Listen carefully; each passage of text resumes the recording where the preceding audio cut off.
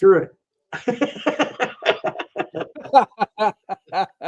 Do it. The hell with it. Well, it happens. It happens. I can't remember. We're old guys, so sometimes we make a mistake. I think when I hit go live and I hit the intro, it kind of goes like, and then goes off live. Yeah. So like the intro's playing and it doesn't go live. Like I know I pushed the button. Yeah. Well, it's okay. Anyway, yeah. Hello. It's me with a box of tissues because I got a cold. You have a box of tissues, and my stomach is bugging me, so I've got some FitToBe. Oh boy, everybody's sick this morning or today or whatever. Actually, today is day 2 because it started yesterday. All of a sudden, like, oh, my eyes are watering. Oh, so yeah, day 2. And as for me, it's a good day for me to not feel good because tomorrow we have a good chance of having an ice storm. So I can stay home and have chicken soup and watch. I should have had chicken soup around, you know. Yeah, why didn't I think of that? I could have had some chicken soup here. Yeah. So yeah, today's Sunday. There's some Super Bowl thing going on. The Puppy Bowl too. And if the Detroit Lions aren't in it, I don't care. They should have been in there. They were the number 1 seed, and they did not make it. And they got beat.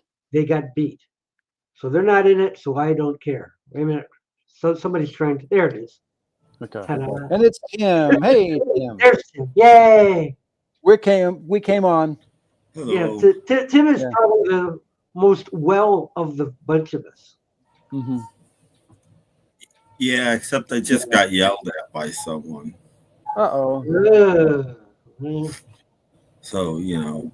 Well, I've got my tissues, and Jeff has his. I've got my Bismol. So. Yeah, we can check again to see who's out there. Afternoon. Yeah. James Farley's out there, and I reiterate, I've never seen the Puppy Bowl. So on the Animal Planet. Yeah, I don't know. Yeah, we've got the CFL, the Canadian Football League. Have you ever seen the Kitten Bowl? No. I don't think is there a Kitten Bowl too? Yeah, that's on the Hallmark Channel. Oh, okay. If we had the Hallmark Channel, my cats would. No, I'm not. It's adorable. Yeah, I bet it is. Yeah. We'll wait till they grow up. Hello, George. Hello. Who else? Oh, yeah, Astro Zombie. Hi, Astro. Don't forget to put Tim Allen in there. Come on now. Tim Allen is there too. And whoever else wasn't here yet when he made his comment. Fine. Where did I go to catch the cold? I got it from Boo Boo. Oh, it's a Boo Boo. It's not the best gift he could have given you, but he gave you something. He calls me up on Friday. Oh, one more. Dino. Hello, Dino. Hey, Dino. Dino. Yeah, thank you all for showing up. And if I can scroll right, I'll even say hello. I bid you welcome. Well, at least Bella will. Well, anyway, Boo Boo calls up Friday night. He says, let's go to a hockey game. I've got free tickets. Okay. Who can turn down free? So we go to the hockey game. And, well, before we even get there, we're talking. And I said, so how's things? He says, I just had 5 days of the worst cold. I'm like, oh. But it's okay. I'm over it now. I'm fine. All right. Yeah. So we're sitting there, like those hockey arenas, they're like, you got to sit like this and all that kind of stuff. So anyway, yesterday afternoon, all of a sudden my eyes start to water. My nose starts to water. I've got that stupid cold that Boo Boo had. So I got the Boo Boo cold. Today is actually day number 2. Okay. What's this? Tim always gets special guest credit. Yeah, kind of like Jonathan Harris. Yeah. Yeah. I'm like Tim Conway on the Carol Burnett show. It took him 10 years to get in the credits, Kind of. Do his comedy skit, walk away. I'm never going to see Boo Boo again. That's the end of that. Yeah. Oh, big question. Tim, how many CDs do you have in your collection? No idea. A lot. It's hard. It is a lot. People like I look at myself and I try to go like by tens or something. Yeah. Like It's a couple of thousand. 50. It's at least a couple of thousand. Probably the least of the three. I rebought stuff. I have probably about 300.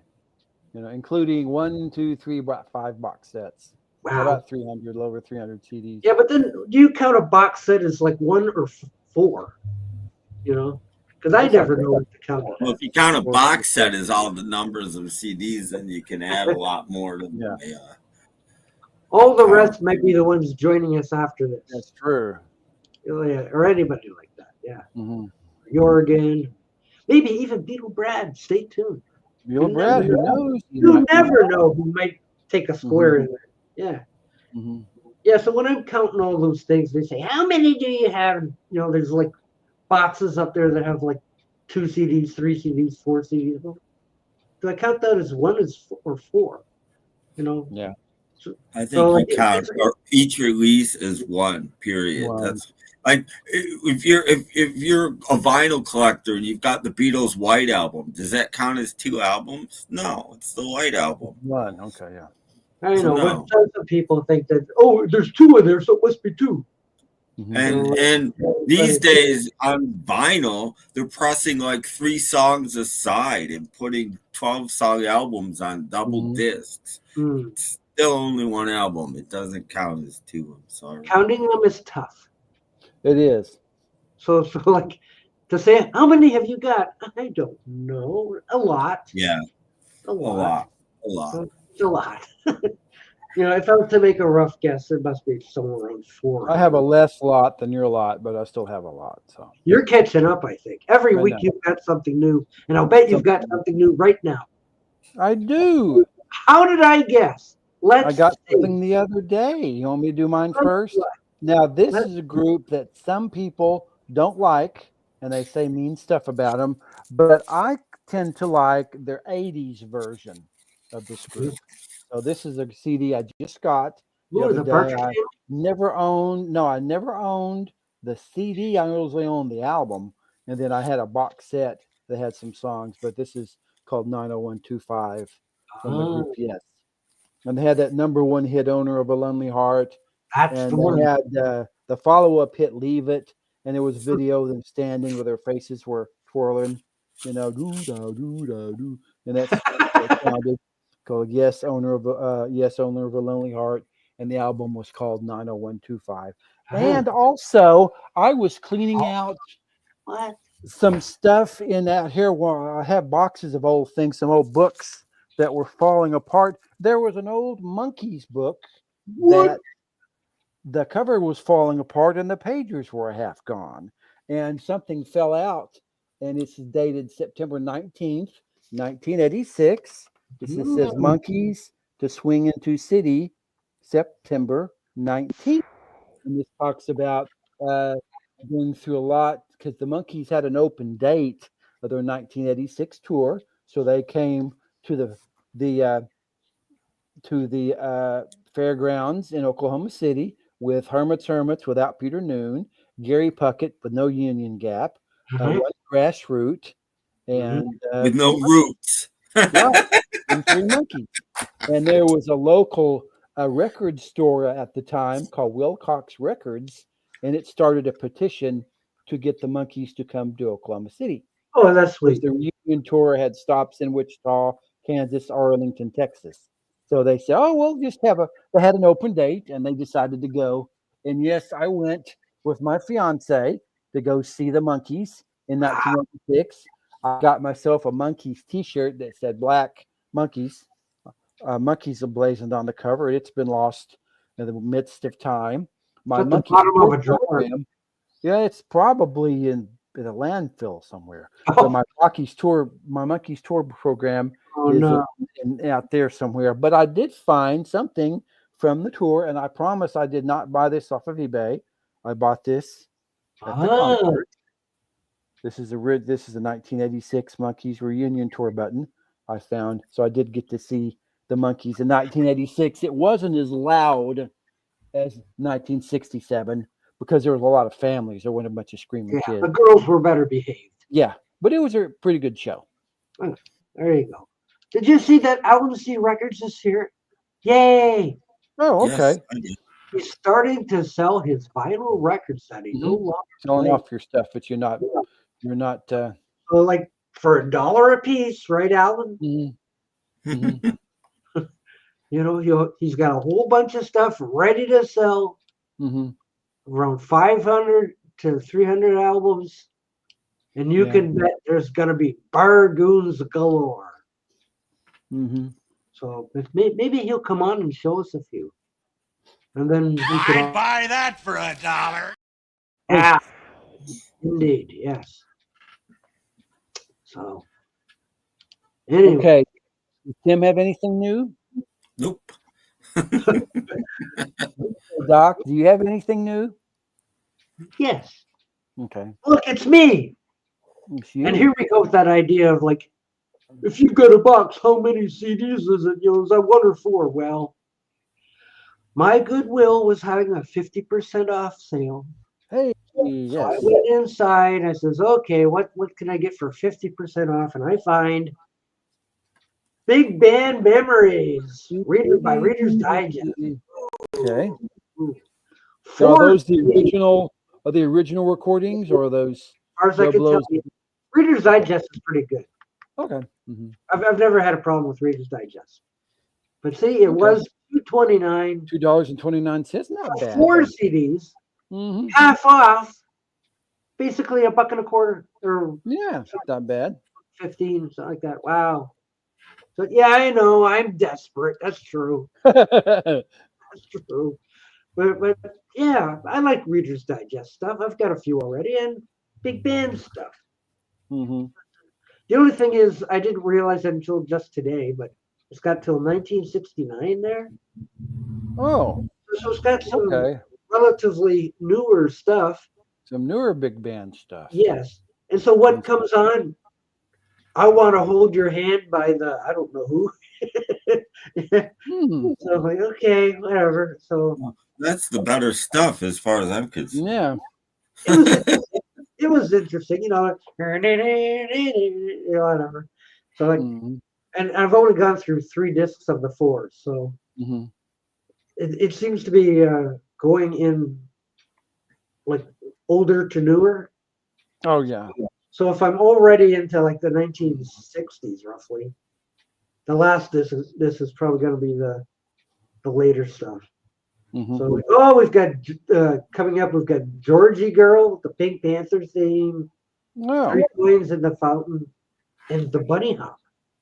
Oh, now what's the name of the orchestra that plays that stuff? Yeah, they don't tell you that yet. I had to ask. You have to. Yeah, you have to get into this thing to look it up. Okay, who was doing I Want to Hold Your Hand? You asked. Okay. Les Brown and his Band of Renown. Oh, so it's a big band version, or kind of. I guess, yeah. Yeah. So like all kinds of fun stuff for basically $1. Not bad. I'll buy that. You know, so this is all I found in the store. Not bad. The place was still so crowded because it's half off day. Everybody in the world is in there, so I had to line up like for the cashier, like it kind of snaked around. You know, people were like buying for their families, got these shopping carts full of these full of clothes and stuff. And I'm standing there with this thing snaking around till we get to the front. And when I finally got to the front, they had like the cashier and some young guy that would throw all the stuff in a bag for you. And he looks at me and I put that on the counter. You stood in line for that? Yes. Just this. So he was like, what a waste of time. Well, whatever. Look, Robert P is here. I hope you're feeling better, Robert. No, he threw his back out cleaning out that house. I mean, I hope your back is feeling better. Sit in your chair and just sit back and watch, I guess, if you like. You know, Doc, when America takes over Canada, you're not going to be able to get bags anymore. Bags are outlawed in America. We have that here now. Here, I have plastic bags here in Oklahoma. We don't have bags. We haven't had bags for years. We've got bags. You go grocery shopping and you carry your stuff out like this. It's ridiculous. No. My bags are clear. Bags. Here you go. You got a box full of bags. When I go to shopping, I just grab one or two or how many I want. Like I've got lots of bags. Obviously. No bags. So that sounds good. And I have a couple of other items coming for soup next week because I might be snowed in for a couple of days. Oh yeah, ooh, you're gonna have a whole inch. Ooh. But by Friday it's going to be okay. So I have a couple of days. I can sip my coffee, watch the people slip around going to work. We got 2 inches last week. Oh, status quo. Yeah, it's about what we got. And that's what I got yelled at about. Apparently I splashed on somebody as I drove by them and they followed me. I'm like, what? You barrel me down the road. I'm doing 25 miles an hour on a 30-mile-an-hour road. I wasn't barreling anywhere. Yeah, that's somebody telling them to shut up. That's, you know. Robert P says only new stuff is a few status quo and Glenn Campbell via my friends. Okay. Sounds good. Yeah. Who remembers Lonnie and the Carolines? I do not. I don't know. No idea. Yes, I heard that. Yeah, all's well. I have a whole bunch of those plastic sacks. I could sell them back to the grocery stores. Plastic straws taste terrible. Yeah, it's like 10 cents a piece. Yeah, but Michigan still has plastic bags, so. Yeah, so if I go shopping in Michigan, Meyer bags and Walmart bags, and blah, blah, blah, so I get them all still. I guess it's a state by state thing. Yeah, I think so. Okay. Excuse me while I blow my nose. Okay, Doc is going to blow his nose. He'll be right back. So you're gonna get out of the. Oh, okay. Doc is blowing his nose. Well, what's up, Tim? Not a lot, Jeff. Yeah, doing okay. I'm just. My son and I went and got all our groceries yesterday. We're anticipating getting possibly an inch to 2 inches of ice and snow in the morning. So I just wanted to do a sympathy dibble. Oh, okay. A Dibble and Dibble store. That's Dibble's brother. Dibble has a brother named Dibble. Having a cold sucks. Anyway, Dibble, coffee. Robert P says we had some freezing rain and about 1.5 More inches. coming. Yeah, not bad here. Yeah, we got snow, but I mean it was easy stuff. Yeah, that's like here a couple of days it'll be gone. You know, Monday and Tuesday you'll be a bitch, but after that, it's okay. Piccolina the cat. Hey, Piccolina the cat. Hello, Piccolina. I clicked on Tim Allen in blue. It says block a report. What? How'd you do, Tim? Well, I don't know what that means. I don't know what Tim Allen blue means. Okay. What? I don't know. Tim Allen in blue. I have no idea what that means. Sorry. I don't know what that means either. That's good for her. I guess. Robert P.'s daughter came and shuffled my snow and ice for me. Ah, sweet. Yeah. She deserves a puffy taco. Yes, a puffy taco for her. Do I have any Glenn Miller? It's all in various stuff. You know, like you pick up one of these and there's some Glenn Miller, there's some Humphrey Bogart, there's some Al Jones. It's all different, you know. So I don't have a single Glenn Miller. Everything's kind not real Glenn Miller, but it might be Harry Yo-Yo doing the Glenn Miller orchestra. It could be. If you click the name, you can block them, meaning you won't see their messages, or you can report them for breaking guidelines. Ooh. Why would anybody want to block me? I'm the guy I that know. promotes niceness on the internet and friendliness and joviality. Well, apparently Piccolina tried to block you or something. I don't know. Okay. Yeah. Plastic Brother making a comeback. Yes. Okay. Okay. You know, every time this conversation comes up, because if nobody's seen it, it's 33 1/3 vinyl. Frank just made a video on eco vinyl, and it was horrible when he sent it back. But you know, if you've ever worked at a store, you ever worked in the back room, you'll see how much plastic they use, and it's fine for companies that make millions and millions and millions of dollars to use all the plastic they want.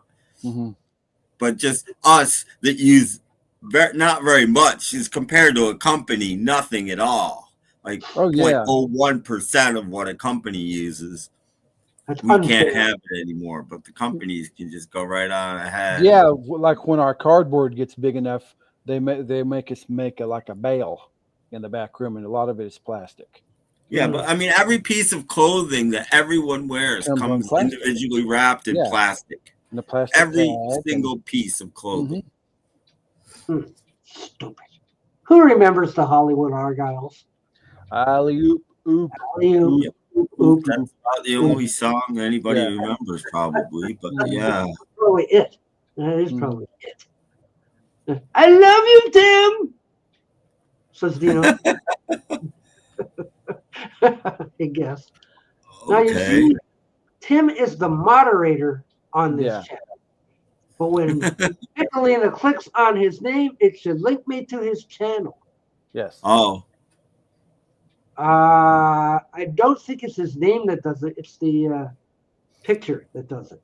Like with the picture of the cat or whatever. But I haven't done anything on my channel in quite a while, although I've been thinking about it lately. Don't block him. He's just.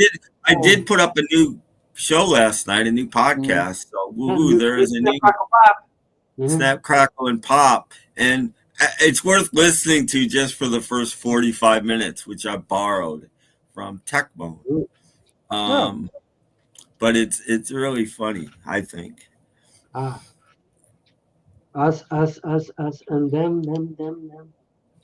Now you see, only as a mod can you go to someone's channel by clicking it. Not necessarily. I've clicked on avatars before, and it takes me to the channel. I didn't know that it still did. It used to, but I didn't. I thought they got rid of that, but I could be wrong. No, I don't ever do it. I think that still works. I listened to Snap, Crackle, Pop while making tofu this morning. Well, thank you, Robert. Yeah. So dancing around the kitchen, adding stuff to make tofu. It's good stuff. Yeah. There's some Partridge Family in the very first set. Oh. What? There he is. I didn't even think about it when I said it. I was ready this time. Yeah. Yes. Yep. Okay. The channel owner has it set that way. You don't have your channel that way. I've never had a problem. I wouldn't know how to do that. Of course, if it's in a chat thing like that, maybe it doesn't work. But if down in the comments, if you click on an avatar, it takes you to there. Yeah. I have no idea. I do like P-Fam. Well, who doesn't? Who doesn't? but I will say I did, and I'm pretty sure I've noticed this. It's a new YouTube trick. And you guys won't be able to see it, I don't think. But if you're watching somebody on YouTube and they look at you and they go, "Don't forget to subscribe," the little subscribe button underneath the viewer glows red for a second. When they say it, it's like, what? Like, am I seeing things or what? You know? Well, they're changing things constantly. On my laptop now, this started, I think, yesterday. When I go to YouTube, on my regular computer, I've got 4 videos across for my feed, right? My laptop used to be 3. Now it's 2. And there are all these big screens. So if I'm looking for anything, I've got to go like a mile to find. It's ridiculous. What you got to do is find those 3 little dots. And I think if you click on that, it'll say how big do you want this page to be. But I didn't change anything. It did it all by itself. Yeah, well, I had that happen to me too. And I went, like, what's this? And I have to go back and change something. I mean, once upon a time, YouTube used to be 5 across on a regular screen. I preferred that. And then it went to 4. But now it's 2 on my laptop. It's like me.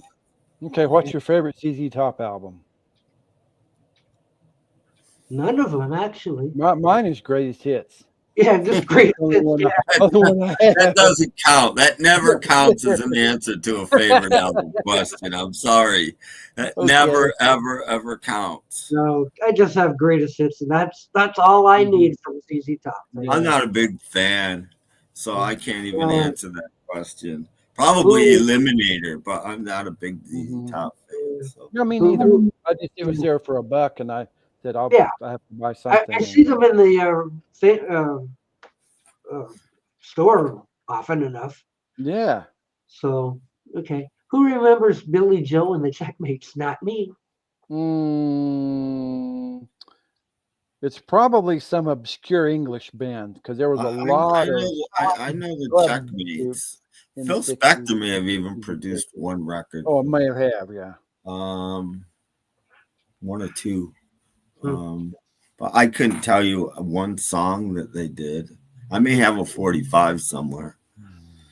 No idea. There are a ton more because they're easy.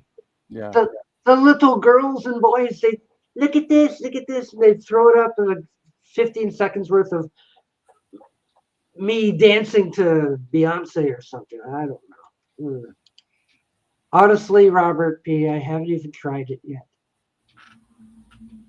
It's still sitting on the shelf there because every time I hook up the laptop, it doesn't really work well enough. So it's like, what's the point at the moment?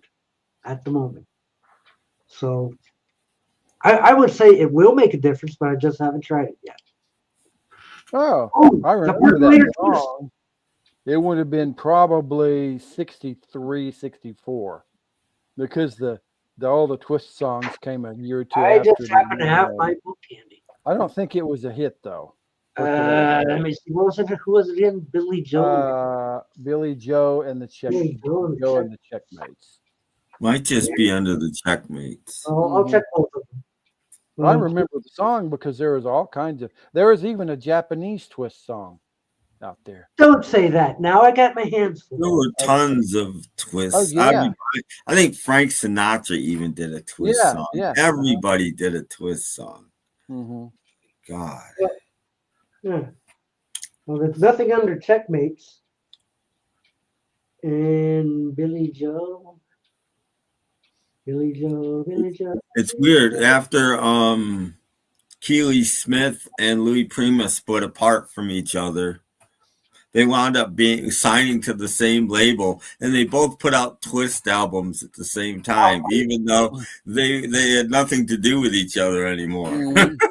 They still were on the same sort of thinking. Oh my gosh, Billy Joe and the Checkmates.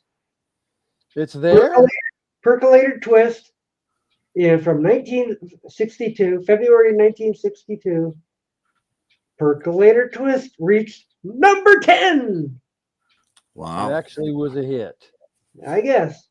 Never heard of him. Wow. Either that or maybe it was like a coffee. I may have to write that down and check that out later. Mm-hmm. But yeah, they're in the book. They are in the book. What always I find sad about the whole Twist thing is the guy that wrote the Twist and put it out first didn't have a hit with it. Yeah. And everybody else that did a Twist song after that had a hit with it. It's like, wait a minute, why didn't Hank Ballard is the best version of Twist? It's way better than Chubby Checker. I don't understand why Chubby Checker had this massive hit with it and Hank Ballard didn't. Yeah, well, Robert P.'s got a Ronette CD coming from FitToBe. I don't know why I got it. Because you did. You hit that magic button. Yeah. That's why you got it. That's why you got your Ronettes. I think there's Yop on it. No, I haven't even opened it yet. It's still unopened. You're seeing things there. I have these various artist comps: the Door record story, the Delphi record story. Oh yeah, Delphi, wasn't that the label that Richie Valens was on? Delphi. Yeah, it's why can't I think of the guy's name? But Hi, yeah, Richie Valens' manager. Hi, Steve. Hi, Steve. Hello. Hank Ballard led it. Oh yeah, no, Hank Ballard was amazing. Oh, you don't know why it took Robert so long to get one. It's great. Cool. Neat. Bob Keane Coon. Yeah, Bob Keane was behind Delphi. Yes, that's his name. Yeah, the guy, they interviewed him. Richie Valens, and then later Bobby Fuller. Yeah. Oh, I remember him. He fought the law and he lost. It really did. It really, really did in his case. Well, who watched Story Television this morning? What channel was it on?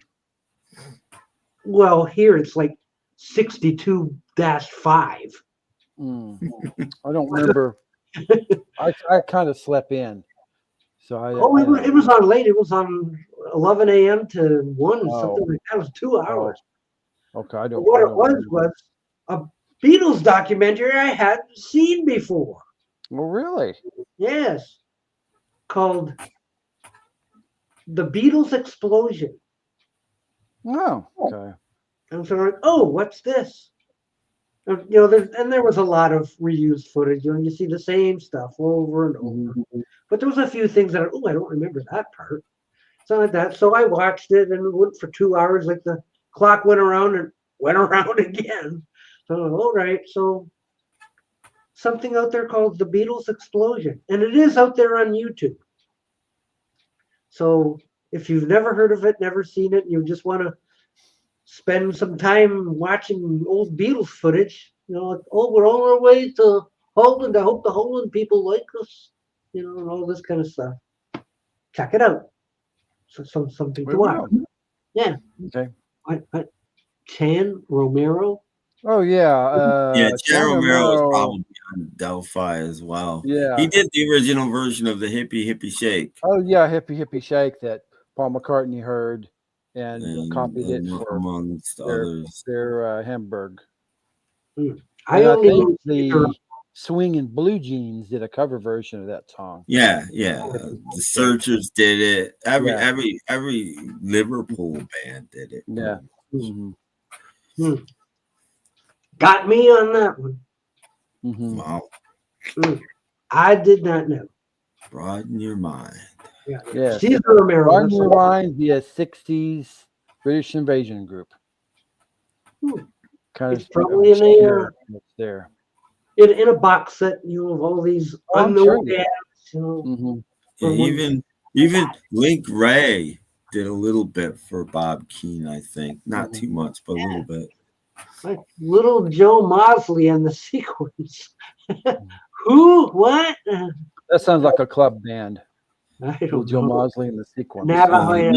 You should listen to Johnny G, because you'd learn a billion groups you never heard of. Well, you see, Sean Valens. Yeah. Richie's mother put a stop to that.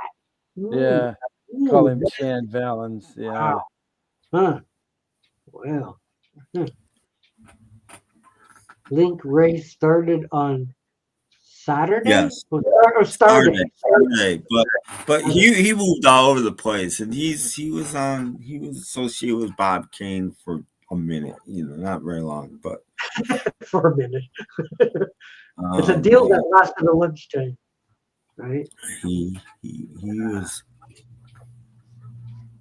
I guess. Well, last Little known fact: Link Ray Rumble is the only instrumental ever banned in America. Oh, really?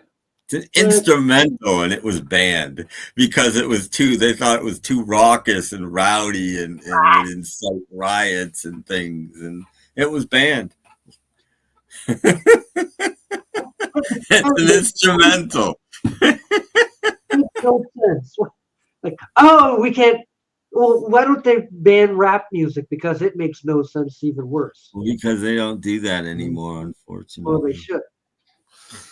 It's probably banned in the UK too, but it was banned in America. I liked Bob Newhart's first sitcom. His second sitcom I didn't like. I liked them both. I'm the opposite. I like the second one better. So the first, yeah. But I think the first one was better.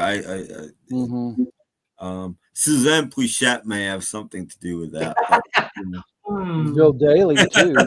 Yeah. You mean you were not a fan of Mary Fran? Not as much as of Suzanne Plachette, no. Oh gosh, I don't remember who the young girl was. No, I didn't like her. I didn't like her at all. Ooh. I know a lot of guys probably did, but I didn't like her at all. Well, I think that was her character. She was supposed to be like a snotty type. Yeah, maybe, but Suzanne Plachette I've always liked. Mary Fran. That's why nobody remembers her today, or even thinks about her, or like, hey, whatever happened to Mary Fran? Well, I don't know how many people remember Suzanne Plachette was in The Birds, not the group, but the bunch of movies. Yeah. She's in lots of movies, but she was in The Birds. Suzanne Plachette is more of a common knowledge, I think. Yeah, she's an actress. Yeah. Oh, she died no. a few years ago. James Farley, like Marshall Wallace. Yeah. Okay. I see most of her on Match Game. Yeah. She's on that a lot. Yeah. Even Bill Daly was on the Match Game a lot. He was on that. And I don't know. I guess McLean Stevenson was on the last run of the original Match Game, or at least the 70s Match Game. Oh, was he? Yeah. Well, I guess he was in Richard Dawson's suit. He made one of the dumbest moves in show business anybody ever made. He wanted too much money from MASH, so they let him go and killed him. He couldn't come back, and that was kind of the end of his career. Yeah, he never did nothing else. And I'm sorry, but he was great in that role. I like Henry Morgan, but or Harry Morgan, whichever it is. But he was better. He McLean Stevenson was better, and but he goofed. He goofed big time. No, not me. I might find a cheap copy of the Greatest Hits someday, but I don't have any Barry Manilow right now. I've got a couple. I'll admit to having a couple. I've got this weird Greatest Hits in a black cover that I've never seen before on vinyl. And I'm always looking for his first album. Yeah. Oh no. I think I might have that on vinyl. I've got 3 or 4 records and maybe one CD. And it's like second part. And why? Well, I'll tell you why I'm looking for the first album. The first album on Bell, the original release, is a completely different mix of the album than it got re-released on Arista once Clive Davis formed Arista and brought Barry Manilow over to Arista. He remixed the album and released it, and that's the one you see, and that's the one we have today. But the original version is a completely different mix of the album, and it's pretty rare. Well, you better run out and see him because he's on his farewell tour. Yes, he's leaving. He's retiring too. All these people are quitting. He's going to be in Detroit soon, and they're like, buy tickets now because Barry Manilow's going away. And I sort of like, really? I hadn't thought of him in ages. So like, yeah, whatever. Yeah, they're supposed to be the last tour of Jeff Lynne's ELO. So I think they're done in America though. mm-hmm. It's like a boomerang came right back. Oh. Don't throw me away. I'm Barry Manilow. Is that the American?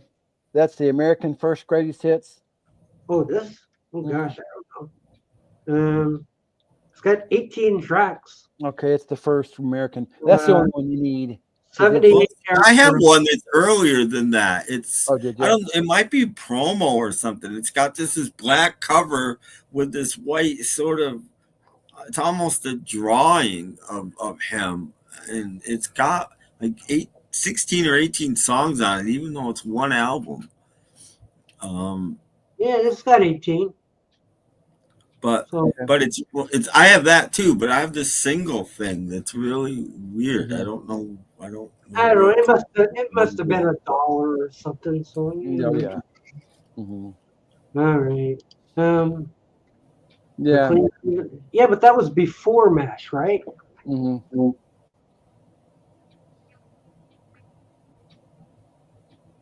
Was it Doris? Yeah, that would be before. Yeah. Yeah. 60s. Yeah. So he got another chance to be somebody to blew it. So like, McLean. Yeah, I'm gonna miss it too. Yeah. Well, he didn't think they'd kill him off.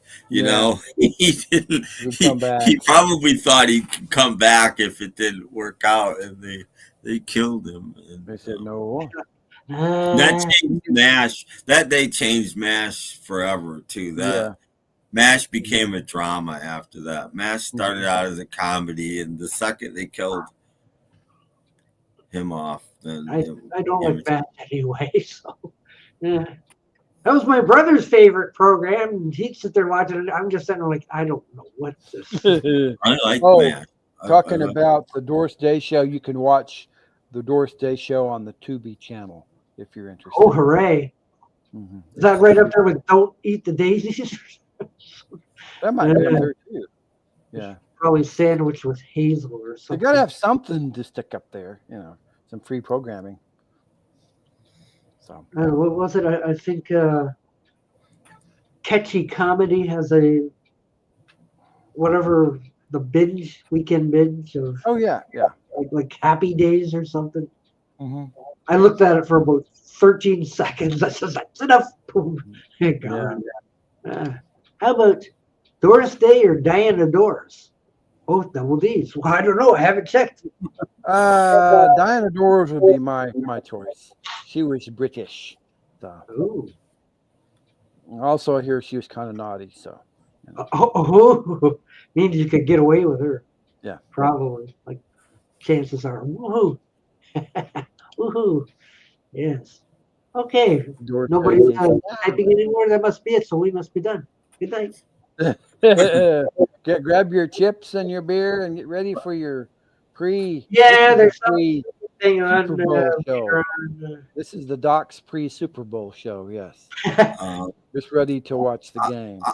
I want to defend Doris Day for a second. I mean, Diana Doris, yeah, but if you've ever seen the movie The Glass Bottom Boat, well, you should see it. There's this scene where she's going to a costume party and she's sort of dressed like Cleopatra or something in this Egyptian thing, and it's pretty skimpy. And the first time I ever saw it, my jaw just dropped because you would not suspect that this was the body that Doris Day had.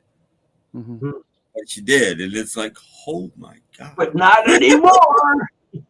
Oh no, not anymore. But you don't picture. I mean, she was almost ripped. I mean, she definitely worked out, and she definitely, she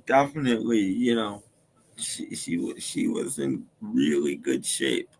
Mm-hmm. Okay, And who's she going to be wasn't first? young then. The Glassbound Boat is like 66 or Yeah, something. she was in her 40s. Yeah. Well, or about to be 40 anyway, late 30s at the earliest, if not 40s. And wow. Which show do you hate, Doc, and why? I think it's kind of obvious. You hate MASH. No, worse than that. Hazel Worse. and Family Affair. Now, Family Affair. Yeah. Can't stand that Family Affair. I hated it in the first run even. You know, it's not like, you know, like, oh, you're just catching reruns. No, back when it was on first run, I couldn't stand it. It was awful. Yeah. It was on Monday night, and like Monday night was the CBS comedy night, I guess. So like, Well, why was that on? That's a good question. But they had like show after show after show, like on Monday, and Family Affair came on after Lucy. So, the Lucy show, yeah. You know, and that was like the time when you only had like 4 channels, and you set it on one channel and just sat back and watched. Yeah, so all of a sudden on comes Family Affair. Uncle Bill, Mrs. Beasley. They had a swirling, looks like a diamond that was swirling. Yeah, it was a kaleidoscope thingy. Yeah, it was they just put a kaleidoscope on the end of a camera and turned it. That's all they did. Wow, they spent a lot of money on that. Starring Brian Keith as the evil Dr. Beale. You know, nobody ever liked Uncle Beale anyway. Everybody likes Sebastian Cabot. Yeah. But nobody likes Uncle Beale. Brian Keith.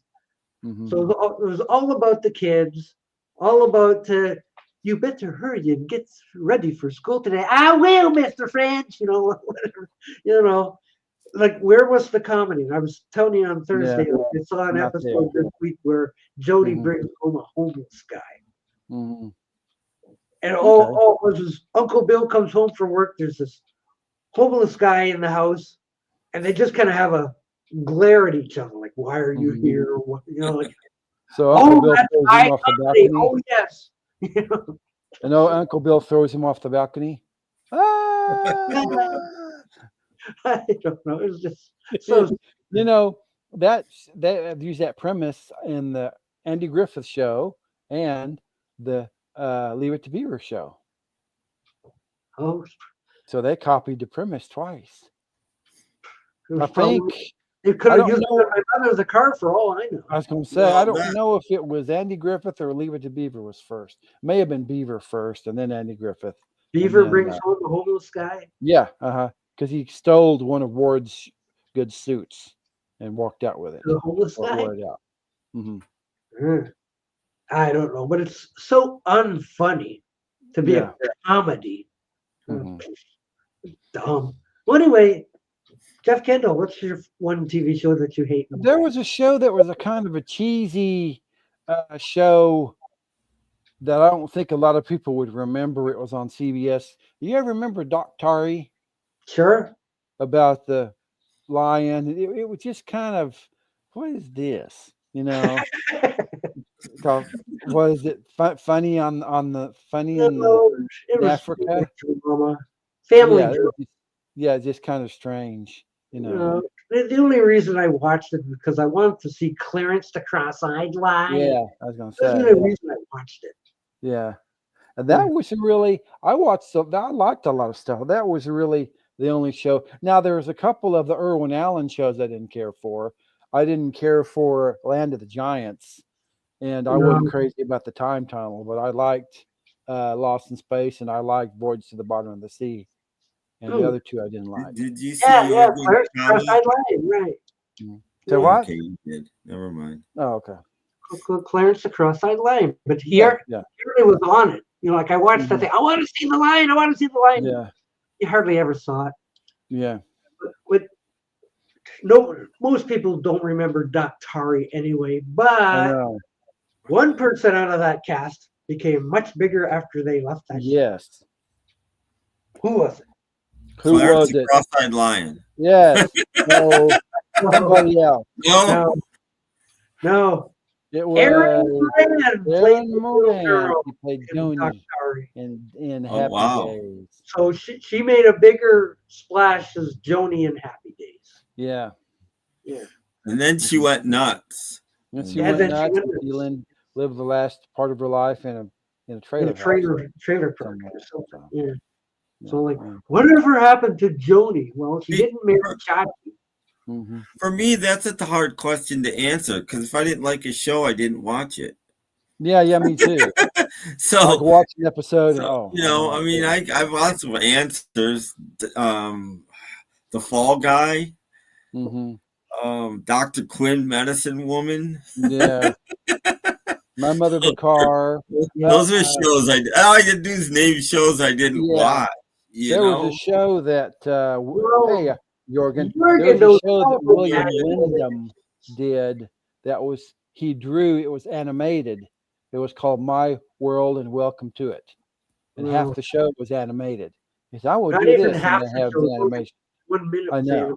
Yeah, and his daughter was played by the sister of Life Garrett. You know, she was an actress as well. I was not aware of that. Mm-hmm. Charles in Charge is pretty sucky too. Yeah, Charles in Charge is kind of wasn't great. I like the theme song. I watching TV. Yeah, I used to watch it for the theme song. Sounded like the Bengals. It wasn't the Bengals, but it sounded like the Bengals.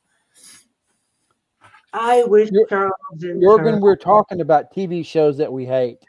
Yeah, I saw that on the question, and number one on my that I could think of is, of course, any kind of idol shows, American Idol. Yeah. Well, now it's much harder to come up with a show that you actually like. But I know. There's none. There's none for me. None. No, that's what I mean. All the shows that I know are all old. Yeah, a lot of the classics. Don't ask me about NCIS or don't ask me about. I don't know anything about current television. I'm sorry. Yeah, I would say the last shows I watched with any regularity, let's tell you how long it's been, was Arrested Development and House. Yeah. The latest show I tried to watch with any kind of hi Jane Foley. The latest show I tried to watch with any kind of regularity, it was Stargate Universe, and I gave that up after half one season because it was. It got stupid. It has nothing. It's nothing for what Atlantis and SG1 had. They were prime, but Universe was so dull, in my opinion. So. Add that one also to the list. Yeah, I was been binge watching the original Twilight Zone, and then I switch over and start binge watching the black and white episodes of Gunsmoke, and then I found a show that has the original Hawaii Five-0, and I watched the first 2 or 3 seasons of that show. Book 'em, Dano. You know, that's a pretty good show. I know they got started in 1967. Every day. Yeah. Or 8. It started in the late 60s. That was a good shows in the good old days. But there's nothing like that. There's not that shows today you're going to remember in 50 years. You know, I mean, can you think of any?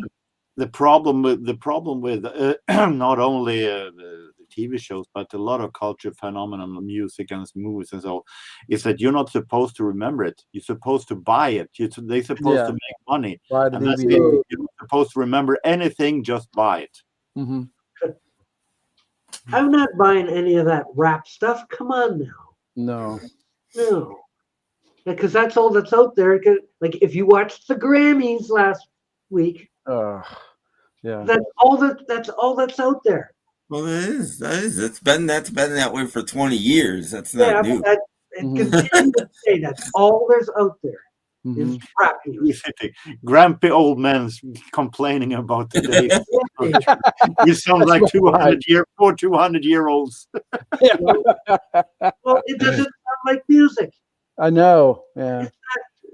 It's not music. I always say, if you got Beethoven out of his grave and played him the music of dive back just on the radio today, would he Yeah. even recognize that as music? And my answer is no, he wouldn't.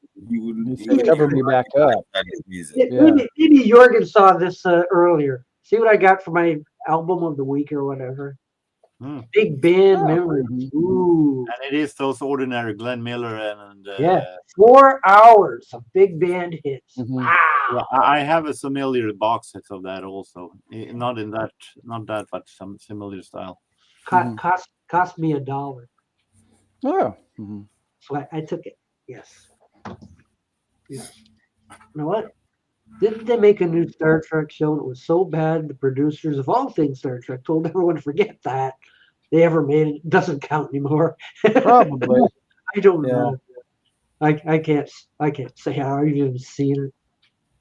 The Grammy are the best way to find out. Just turn on the radio. Turn on any normal radio. Or I think James Farley has a point. Yeah, he wasn't he? Rap music would probably sound good to him. Yes. Yeah. What?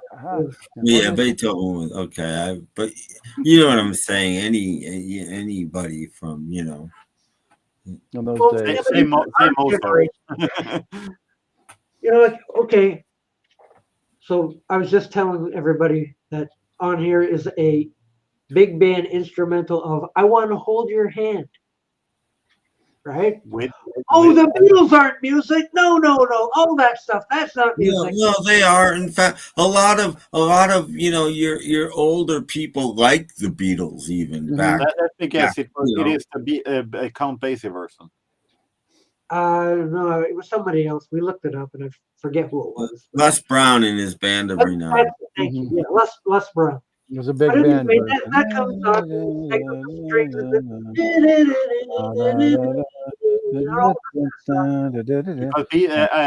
Count Basie has done a whole album with Beatles. Yeah. Basie's Beatle bag. I have it. I have that. Nope, not me. I know who Lorraine McKenna is. Nah. I've heard of that name, but that's as far as I've heard the name, but I don't know.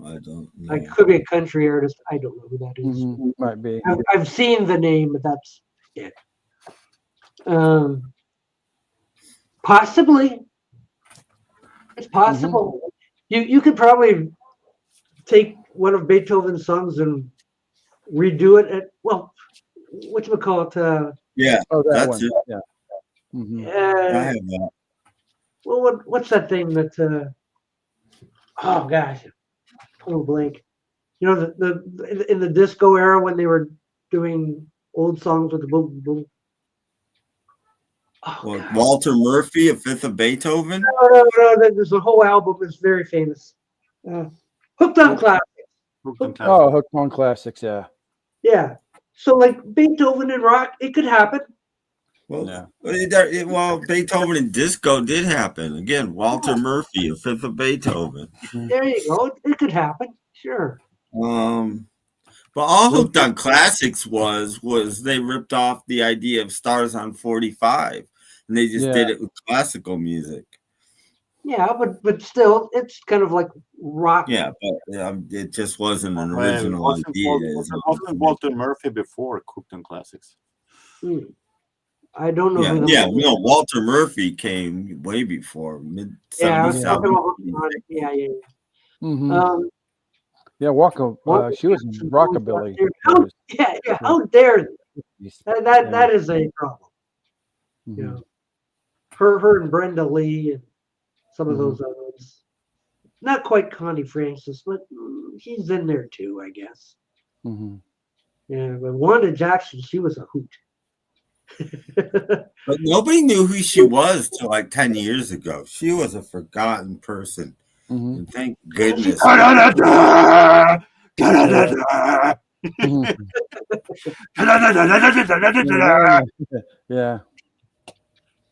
Thank you.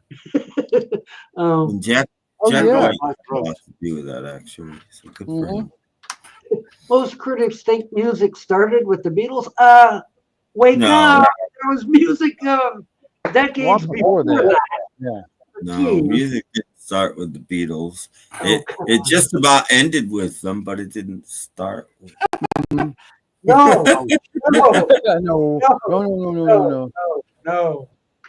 No. These people will be forgotten 5 years from now. No. We swiftly changed the subject. No, because in England, at the same time they had the British invasion, they had the British blues artists as well. So that was part of the British invasion. The Rolling Stones and the Animals were part of it. The Yardbirds were part of the British invasion. Pat Benatar. No? Oh, yeah. Pat Benatar. Yeah. Okay. Heart. Yeah.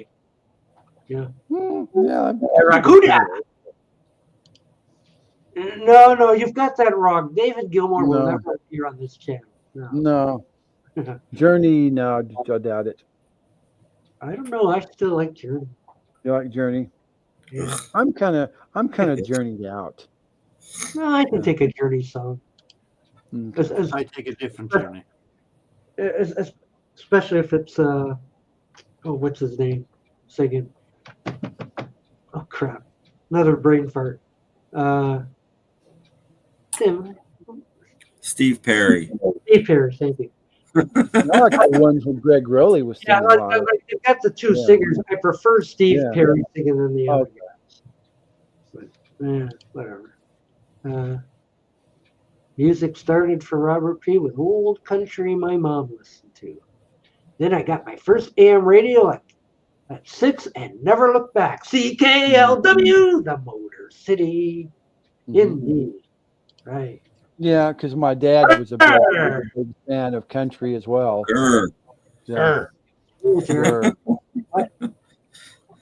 Oh, he's taken the name of Vito Scotti. I don't know if you can do that. Ooh. Well, he's not using it anymore. Yeah, he's not using it anymore. So somebody took my name, so I think he can. Yeah. Oh. I don't know. Does Jorgen know anything about Vito Scotti? Nope. Just to know who he is. He was on all these 60s television shows. Here he is. There he is. He was even in the Flying Nuns. I didn't know he was the busiest actor in Hollywood. Yeah. Very large. He was in everything. Man of 1,000 faces, even more than that horror guy. Ron Chaney. No, Boris Karloff. Yeah. Okay. So like, he was in You guys done your new acquisitions? Yeah, we did that an hour ago. But you can do something too, and Jorgen could do something if he has anything new. I have a lot to show. Okay. We'll have her, then Jorgen could do some. You're first, and then Jorgen can go. All right. So I went to the record store yesterday. I think it's the first time I've been there this year, actually. Been busy, but picked up some interesting things. This is guess who U.S. only pressing. It's a compilation of stuff they did before the RCA years. Oh, okay. I've never seen it in the wild, and it kind of looks like a bootleg, like when you look at it. But it's Pickwick. Haven't played it yet, but it's all that early material. I think Burton Cummings sings on just 2 of the tracks. So that's the label there. But I'd never seen it in the wild, and it was in the as is bin, which is their discount stuff. And I think it's just because somebody chewed off the corner. Ouch! Okay. Obviously from the delete bin. Anyway, I thought it'd be kind of neat to have. It was never released in Canada. This was just with their U.S. Contracts or whatever. So anyway, that was kind of a fun one. And get in there. But then they had a bunch of REO Speedwagon ones that I don't think I had them. So I got this one. And this is an early one. Oh, okay. Right in the storehouse. Yeah. Yeah. And then I might already have this one. I'm not sure. I haven't had a chance to look, but Okay. I think this was their first one, maybe. No, that's somewhere in the middle. Is it? Is it? Yeah, I think that's before. No, it doesn't have Kevin Cronin. I think this is an early one because it's got a different guy on vocals. So this might be the first album. I'm not up on my discography now. And then I got a. Ooh. Okay. I heard of them. I didn't have this particular variation. It's on a purple label. Ooh. So it'd be like 78, somewhere in that area. So I didn't have that, so I thought I'd grab that. And then another one for Beat the Needles. Oh, okay. And again, it's a pressing I don't think I had. It's again a purple. This one's kind of cool because when you look inside, it's black. Ooh. Oh, okay. I was going to say you look inside, it's empty. So and then also I haven't looked at this, but also had a newspaper. Not empty. Oh, okay. Got a newspaper clipping in it. I thought, well, that's kind of cool. It is that. But I haven't read that yet. I'll have to look at that. But sometimes what they did is they recycled record jackets by turning them inside out, painting them black, and turning them inside out and making another jacket out of it. So sometimes if you get the light right, you can see what the previous cover was. I got one, I think it's a Beatle 6 that has that. And if you look at it, get the right light shining on it, it's Anne Murray's greatest hits. Oh, ew. Yeah. So they just turned it inside out and made a new cover out of it. Oh, recycling again. Kind of funny. So I got that. Rules it's ugly. How'd it go? And then the last one I got to show you here, I'll do that later. I was always been looking for this, was never able to find it in the wild.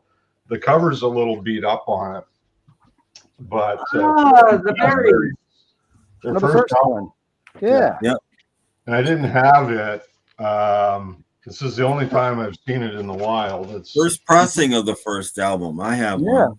Orange Capital, Canadian pressing, but this is because in the second pressing they put the Raspberries logo on the cover. Yeah, that's right. It was. Yeah. The first pressing would have had a big promo sticker with it on, and what they did is they just recreated that promo sticker and printed it on the album. Yeah, and I think this was I think the cover was printed in the U.S. But the record is definitely a Canadian pressing. But I have a copy of that, and mine's on the, I think in America, very short-lived sort of red Capitol label. Yeah, and they also had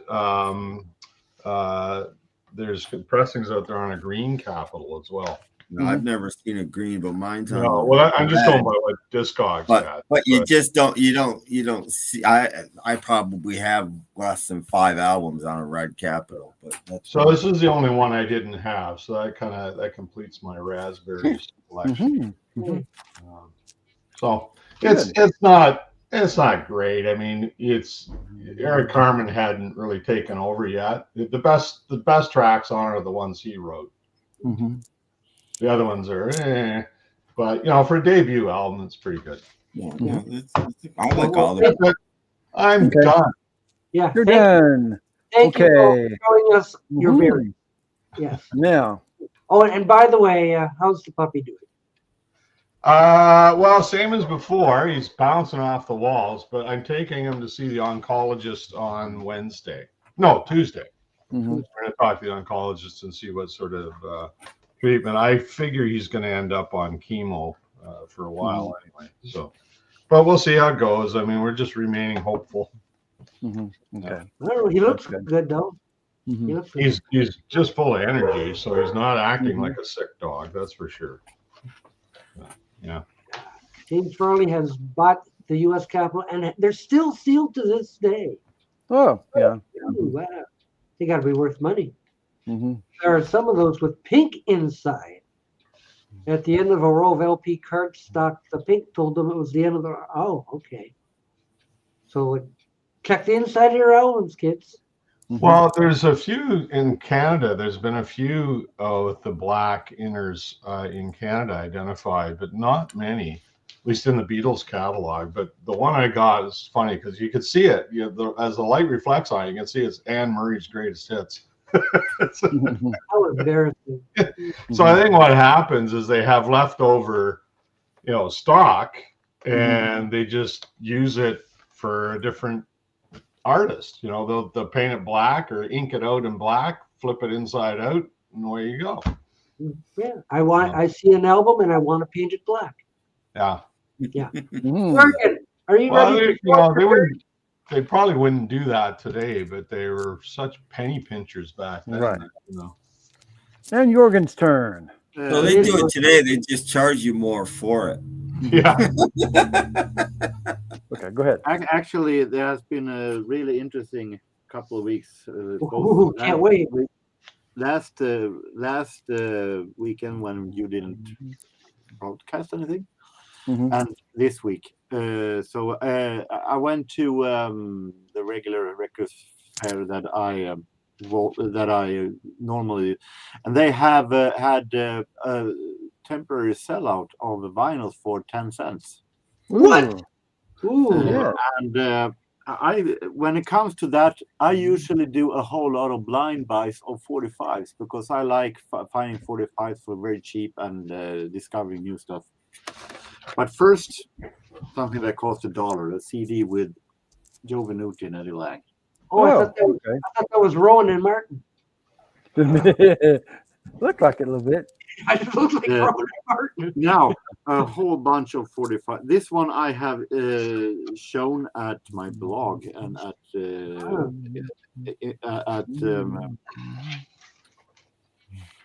Mindclip.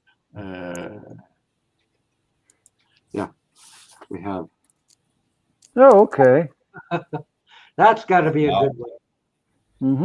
And I really like the sleeve. They have counted down the odds for these characters. Who could it be? Since before I had a Swedish,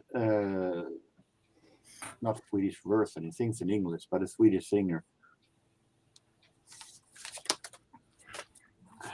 Pretty perfect way. Okay. 80s classic. Paul Simon, Obvious Child. Ooh. I don't think he's the only one though. No. Yeah, there's no obvious child in that picture. Yeah, it's like Roberta Flack, Killing Me Softly. Oh yeah, I love that one. One of the first 45s I ever owned. Yeah. I remember that was like 72 or something. Yeah. Yeah. I'm not sure about what here is A and B side, but it is Gilbert O'Sullivan, but I'm not. What are they? I'll be able to tell you. What are the two songs? And I can't see. Ooh, Waka Do Waka Day. It's the What's the Man other one? from Uncle. That's Man. No, Jeannie did not. Isn't that a Gilbert O'Sullivan label?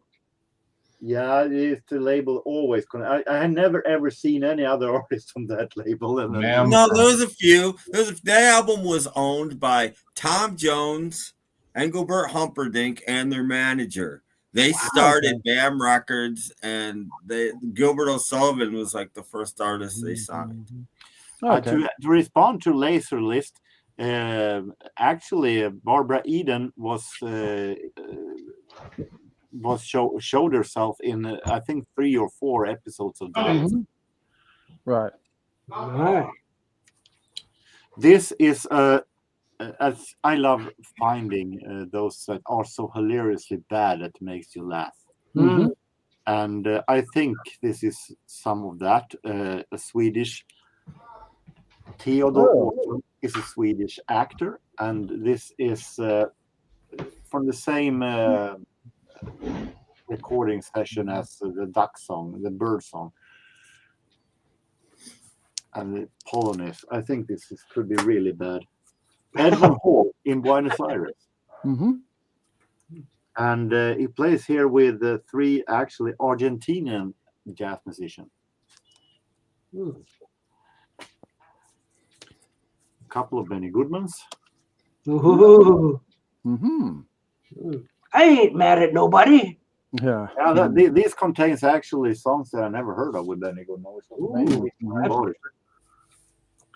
This one is, I thought this one was so bad that I thought it would be funny, but I'm not sure. Mr. Pickwick. Ooh. Singing a version of Happy Birthday to You. Yeah, looks like Papa's not all that interesting. Mm-hmm. It's British though. This, now we're coming into, I had no idea what this is. This is a total blind buy. I'll just buy it. It looks 70s disco-ish though. Oh, can't wait. Andy Taylor from Duran Duran in a solo. Life goes on. Yet another one, I have no idea what it is. German, I think it is. Bernard Brink and Feel So Jung. Kind of Leaf Garrett. And that poodle on the head. Hasselhoff imitator, definitely. J.P. West, Jimmy. J.P. West, I think, is Danish. This is Spanish. Enrique y Ana. ¿Dónde estás este? Okay. No idea what it is. I think it has something to do with E.T. Could be. Yeah. Where is E.T.? I think is what that is. Where is E.T.? Yeah, E.T. Exactly. Yeah. Where is E.T.? This one I know what it is. And this one I'm happy to have. CCS, 16 tons. Oh, okay. On Rack Records. Ooh. Prefab Sprout. When Love Breaks Down. This one I had no idea what it was, but it turned out that it was actually made here in my city in Sundsvall. Ooh. Okay. How much did you pay for that? Yeah, exactly. How much did you pay for that? 10 cents, so not a big price. Wow. So but it was extremely dull, so this one will not stay in the collection. Buy that for a time. That's headed for the dumpster. 5-man electrical band. Oh, Canadian. Oh. Okay. I think they're out of Montreal. And I actually bought myself a 45 with the Monkeys. Monkeys. Hey. No, not the Monkeys. The Monkeys. Oh, okay. Oh, Monkeys. they're trying to fool you. Oh. I bought this because I thought they were kind of a spoof or someone that tried to ride on the wave of the Monkeys. I thought it would be funny. But the Monkeys are a Norwegian humor group that actually existed years before the Monkeys, the British Monkeys. Really? So Mon is Swedish, Norwegian arranger and conductor Egil Mon Iversen. So this has nothing to do with the Monkeys. Crazy. Now, full length. So they weren't monkeying around. Uh-oh. Oh, our enemy. Oh, Brad's friend. Yeah. I like Music Doctor 70s. Duck, everybody duck. Yeah. This is interesting. This is Lionel Hampton. Oh, okay. But Lionel Hampton goes 70s funk and soul disco. Oh, okay. And even if now vibraphone isn't the right instrument for that kind of music, it doesn't sound all that bad, actually. It's a nice instrumental disco sound. It's going to be very interesting to listen to the full of it. More Joe Venuti. Oh. He's doing things. Yes. What kind of things does he do? Normally, I don't like jazz. I found a new baby. Joe Venuti is an exception. He wasn't in as many shows as Vito Scotti was. No. Here comes a couple of records that will not stay in the collection. This is Clarence Williams' Rhythm Kings. Okay. Normally, Clarence Williams, nothing against him, But during the end of his life, he more started to do singing, performing jazz, religious songs in jazz versions. Before the Mod Squad. Yeah. And it sounds a little too much free church for my taste. So I'm Okay.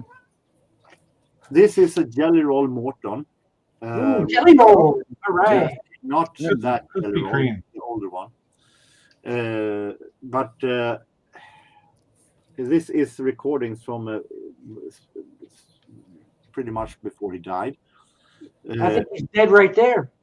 Exactly. The problem is not the music. The problem is the sound quality. Oh. It sounds like they have the standing in a concert hall in the entrance trying to record it. It's horrible sound. To compare with this one. Oh, okay. That would be. I would pay for that one. I'd pay $1. This one, which is last Band-Aids, this is recordings from his last recordings. These are way better sounding than the other ones. Ooh. And it's pretty much from the same era. This is from a guy that these jazz albums are from a guy that gave away his early jazz collection. This is a pianist called Lovey Austin. I never heard of him, but I heard of these guys, Johnny Dodds and Tom Ladnier. And this is actually a really cozy, nice early jazz recording session from 24 to 26. Nice quality of the record also for 10 cents. 10 cents. And here, Doc, especially for you. Oh boy. Wait. Anne Murray. You know, if you flip that inside out, you can use that as a cover for another record. What's on the inside of that one? A Beatle album. Yeah, there's a Beatle album in there. Going back to jazz, Jelly Roll Morton, the way I hopefully wants to hear it. I haven't listened to big peaks of these yet, but Hokum and Hilarity. Ooh. Okay. Oh, that's gotta be. And more Jelly Roll Morton. Dwight I'm Holcomb. trying to discover early jazz, so why not start with them? These are actually our piano solos. This one I think could be some kind of a bootleg. That one I think is backwards. Oh my gosh. It's a White album. Jelly Roll Morton's White Album. Yeah. This version of Mother Nature's Son is fantastic. Oh, okay. And this is actually a big Spiderback with those kind of early big band style, like Paul Whiteman and Gene Golkitz. This is going to be very interesting. The Unheard Bix. Here comes Lionel Hampton again, but in a more familiar style. Okay. Gracious. Ooh. Wow. Earl Hines. Mm-hmm. And Side his piano. That's the Side ketchup one. guy. Side one piano solo. Side one piano solo. Side two with orchestra. I don't know why I've done this combination, but I know that is stretching a buck a long way. Jambo Smith and his Rhythm Ace. This is 20th recording again. And finally, some 70s disco, Sally B and the Buzzy Bun. Oh, okay. Who was that? Sally B. Sally B. Never heard of her. Hard to tell that's from the 70s. One of these things doesn't go with the other. One of these things She had some hits from the album after this. Oh, okay. Sally B. So that is what I have been doing for the past 2 weekends. A broken record. Now I think it's over for Yes. I have a question for Jorgen before you make him small. How's your arm, Jorgen? Yeah. It's way better and not all that much pain. I'm going to the doctor this Thursday to do X-ray and hopefully if it has healed right, this one will come off. Well, And you can use your fingers, and that's good. If you couldn't use your fingers, it wouldn't be good at all. I can reach my little finger with the thumb now. So. Yeah. Okay, that's good. That's good. Keep well, I'm sure they're telling you, but exercise it, move it as much as you can, use it basically. I have already written blog articles with both hands. Oh, great, Okay. That's good. Great.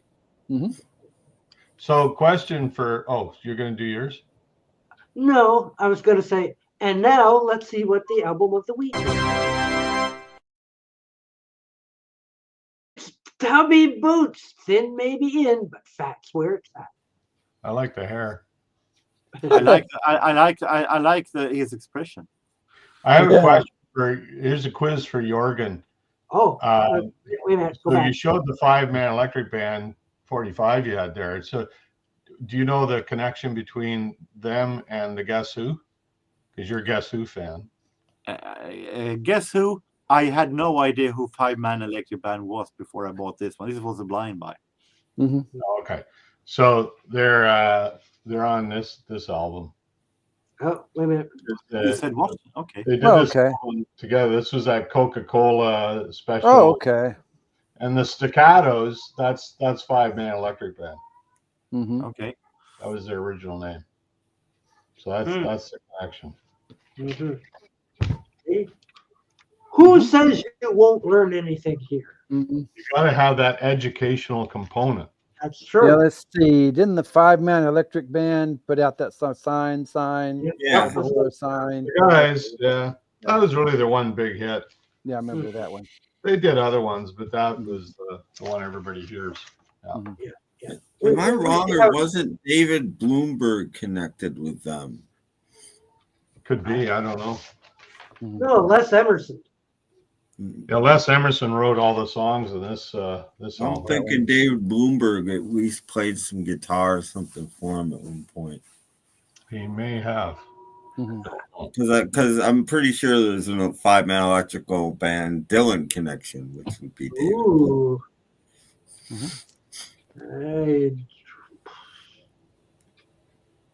But I will say that Absolutely Right song is my favorite 5-man electrical band song. Yeah, that's the other hit that you'll hear on the radio. Not as much as Signs. No, but I like that one more than Signs. So comparatively, for When was Signs? That must have been like 70, 69, 70. That was really 71 maybe. Maybe. I thought it was earlier than that. But yeah, it's the same era. Yeah. Yeah, Absolutely Right. You still hear that on the radio a lot. On classic rock radios. That song's made them all kinds of money. Yeah. Robert P. wants to know, how did Jorgen carry all that home with a broken hand? I have a with his other hand. Yeah. Exactly. No. I have a bag that I carry on my back. Oh, a backpack. Okay. Backpack. Yeah. Okay. There you go. Does anybody have any interest in record store day releases? Not much on his part. Maybe. I don't think so. When's that coming up? It's a good record store day. I haven't seen the whole list, but I've heard anything. When is it happening? What's the date? April? Is it April? I forget the date. 16th, but I could be wrong. Nobody around here does it, so I get very disinterested in it because there's a lot of interesting stuff.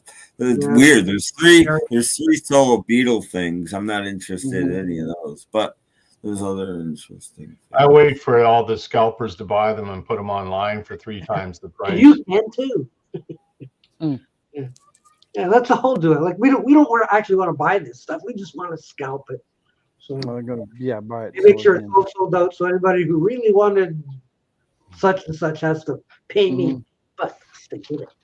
So our I guess is the Super Bowl today. I guess is it? Yeah. So we should brand ourselves as the Super Bowl of live streams. Yeah. I think I've got you beat. I put that in the description. Something about that, like James wants the Tommy movie soundtrack. Uncolored vinyl! Yeah. Does that mean if they should make a big thing about a World Cup in bowling, they should name it the Super Bowling? Yeah. Yeah, that'd be good. Well, what they should do with the Tommy soundtrack is make the record look like a giant pinball. Yeah, comic. Did they do that? Maybe. Oh, Yes. they've got the Puppy Bowl, so why not the Super Bowl live streams? Hi, Kitty. Kitty cat. You're not going outside, so don't ask. No. Has anybody watched Polygram's video today?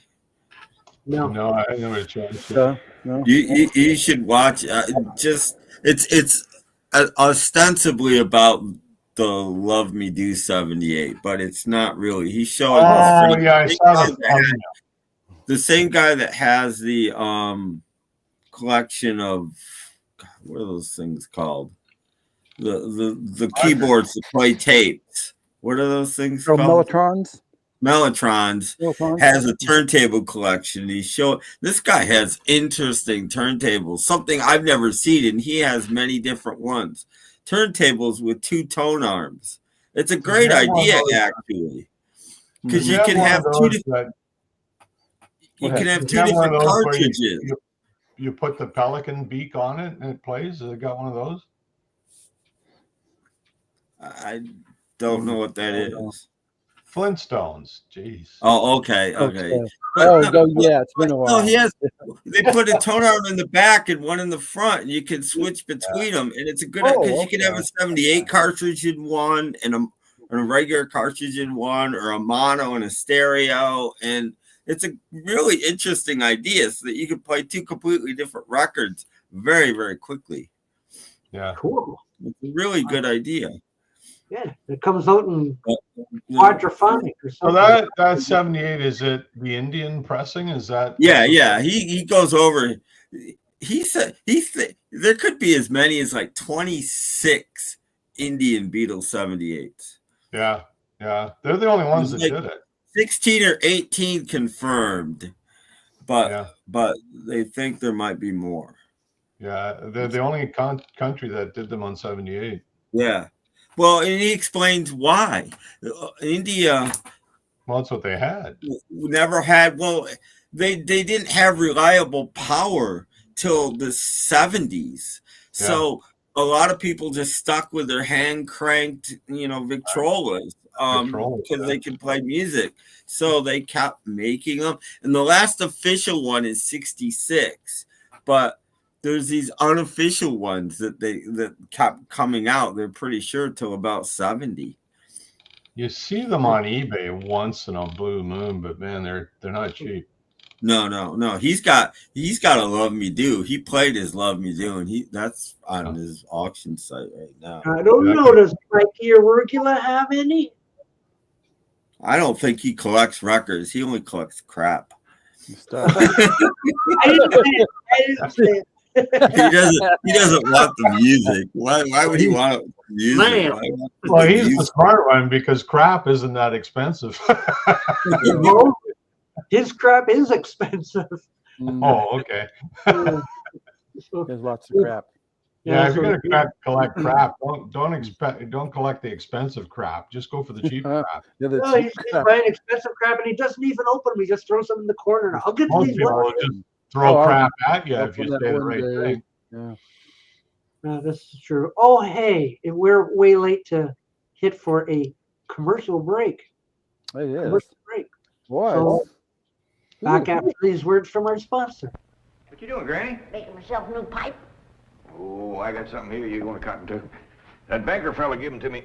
What's that? Winston cigarettes. Try one, Granny. They is first rate. Well, if you say they're really good. Best smoking you ever had.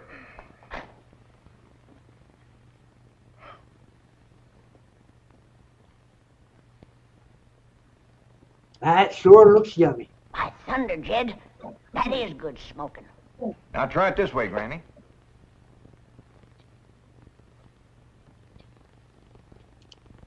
Tastes even better. They tell me these Winston is the best tasting cigarette you can get. I may put away my corn cob.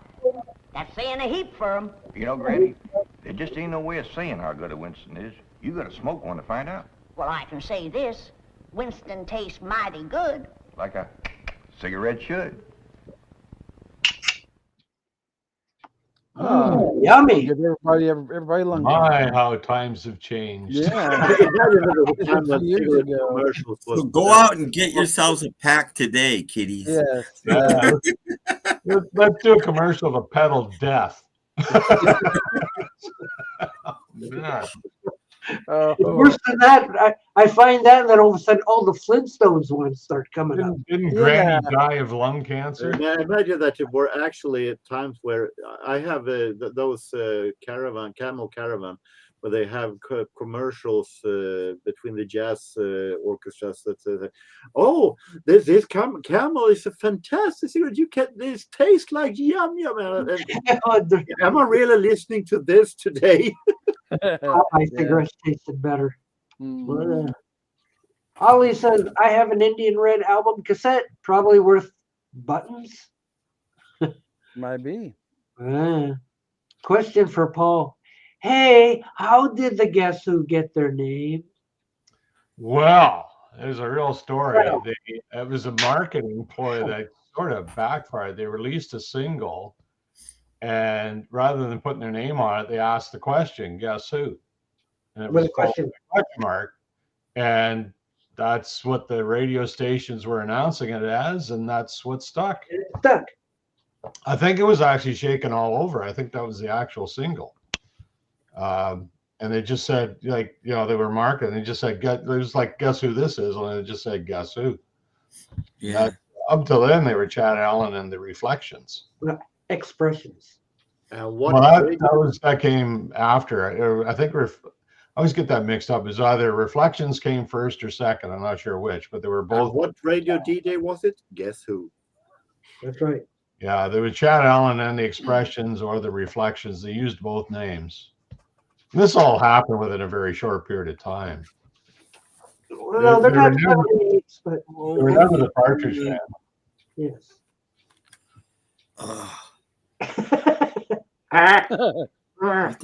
What did I start? They don't make some of these. A similar thing happened with Gary U.S. Bonds. Yeah, that's how he got his name.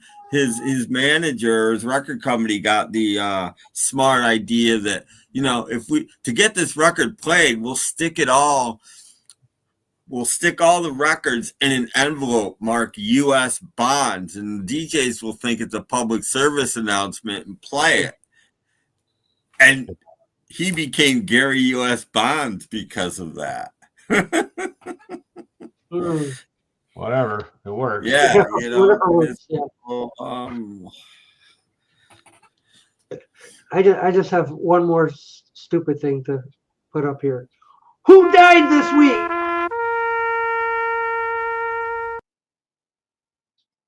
Tony Roberts died. Aw, does anybody remember Tony Roberts? Probably not. Nope. He was in all kinds of things.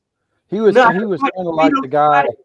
Yeah, not as good as Vito Scotti, but he was in. I remember him from a lot of different things. Oh, hey, Vito Scotti was in more than just Nine Things. He took the jobs Vito didn't get. Yeah, Vito vetoed. Yeah.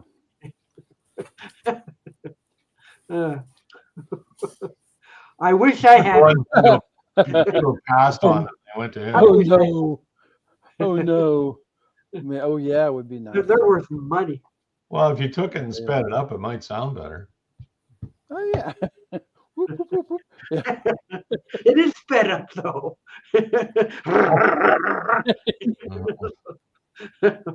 Oh gosh. Give it a whirl. I don't know. Is it Tim Allen will like Oh, here's Tim. No. I think he does Popeye quite well though. Yeah, he does Popeye well. He sings opera well too. Surprisingly, he sings opera well and he sings Popeye well, but he can't manage a regular song. Thank you for your answer, Paul. Hey, that's why we're here to educate. You don't get this kind of fan service on any other station. No. Yeah, I might be wrong on the song, but I think it was Shaken All Over that they did that. It could have been an earlier one, but well, yeah. I could always get into my big book and see whether Shaken All Over was the It first. probably is Shaken All Over because I don't think any they were Guess still Who known ever as got Chad Allen released at that point when they did is Shaken All anything but the Guess Who in America. So probably that record probably caught on. If you look at the first album, FT. you can find it here. Someday when I learn the alphabet, I'll have this. See, this is their first album on Quality Records, and you can see the title as Guess Who with the question Guess mark. Who? But the real name is Chad Allen and the Expressions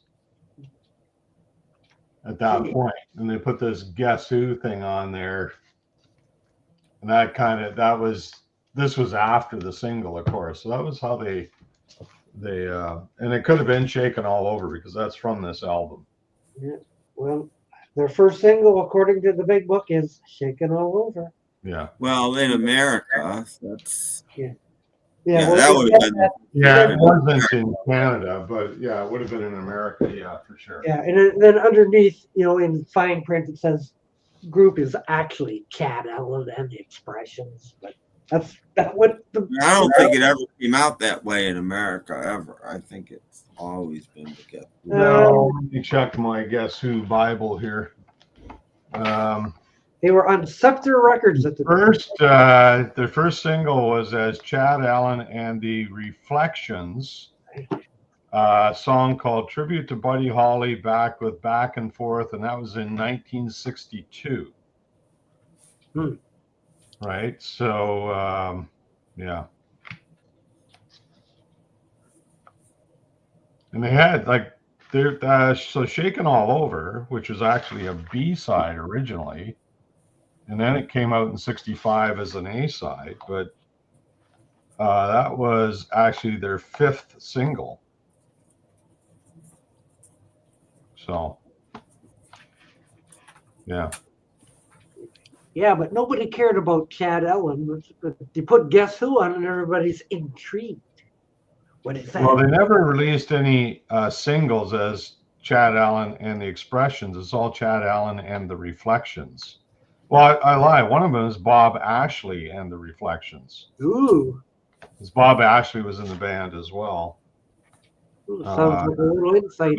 But I think he quit and went back to school or something. Get back to school. Yeah. So, and this is all on.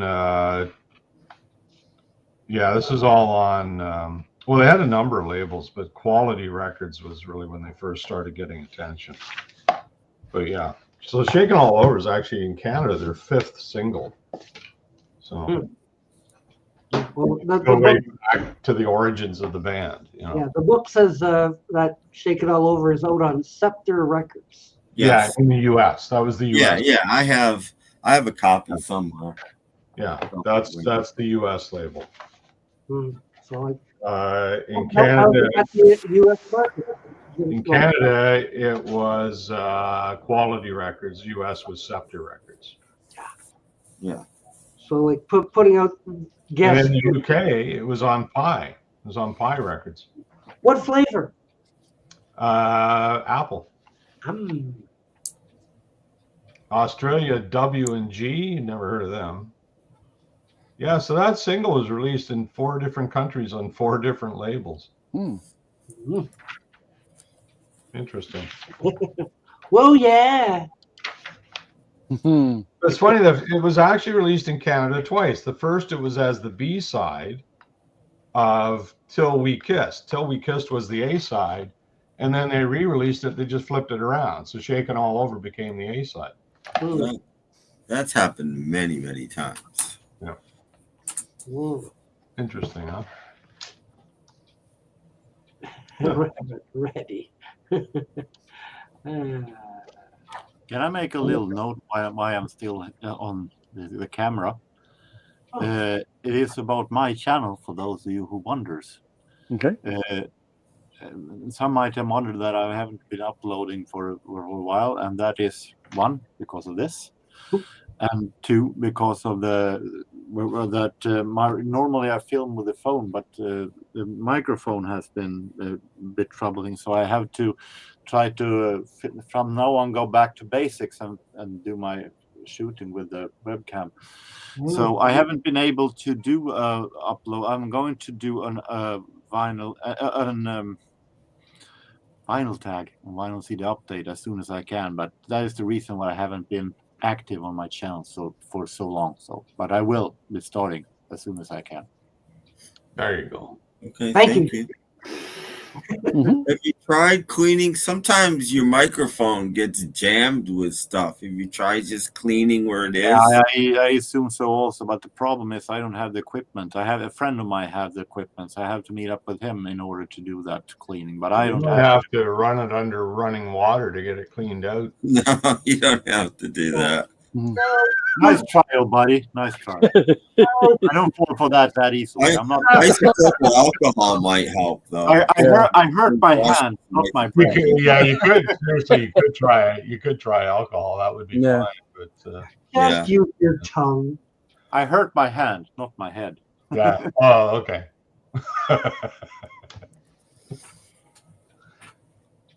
It's like I also hear like lacquer thinner works really great for cleaning records too. Well, there's videos on that. You guys ever seen this Asian guy that does videos where he cleans records with WD-40 and stuff? It's like, oh my god. Well, don't laugh. I've done that with WD-40. It's fine. It won't hurt a record. But I've done I waxed a record once. Get some sticky stuff off. I've done. I took a Foreigner record 45 that I didn't like, and it looked awful, and put some turtle wax on it and let it harden, and then it looked nice. Played awful. I don't think I had the nerve to play it because I'm sure there's some wax still stuck in the grooves, and that's not good for your needle. No, but it looked nice. If you ever wanted to sell 45s at a one-time deal, like at a record show or something that disappeared, just wax them all and get them all looking really nice. People, but look at this, it's a first pressing. And then get in your car and run away when it's over. Run away. They'll never guess. Anything to get it out the door, right? Yeah. Yep. It's like, and make sure I used to do that. Johnny G was actually talking about that on his show last night. How they used to have a thing, I think they called it grinding or something. He literally take the top layer of a record off, and it looked great. But as soon as you put it on, it sounds like a 78 or worse. It's just clap, clap, clap, clap. As I'm going to work tomorrow, I'm going to bed now. You can't go to work. You've got a bed. Okay. Have a good night. I'm working. See you next time. This is this is the hand that I usually use. So this is I can work with this. Okay. So be careful. Okay. Have a good night. See you later. Have a good night, Jurgen. Thank you, Jurgen. Keep your stick on the ice. Yes.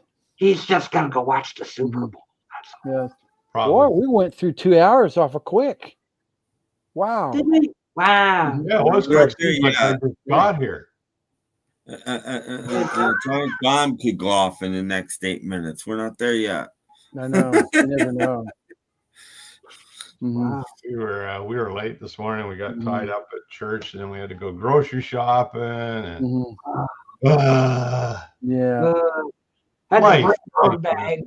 just life stuff. Yeah, we're going our grocery shopping yesterday. We might have an ice storm in the morning. Life in the slow lane. Oklahoma.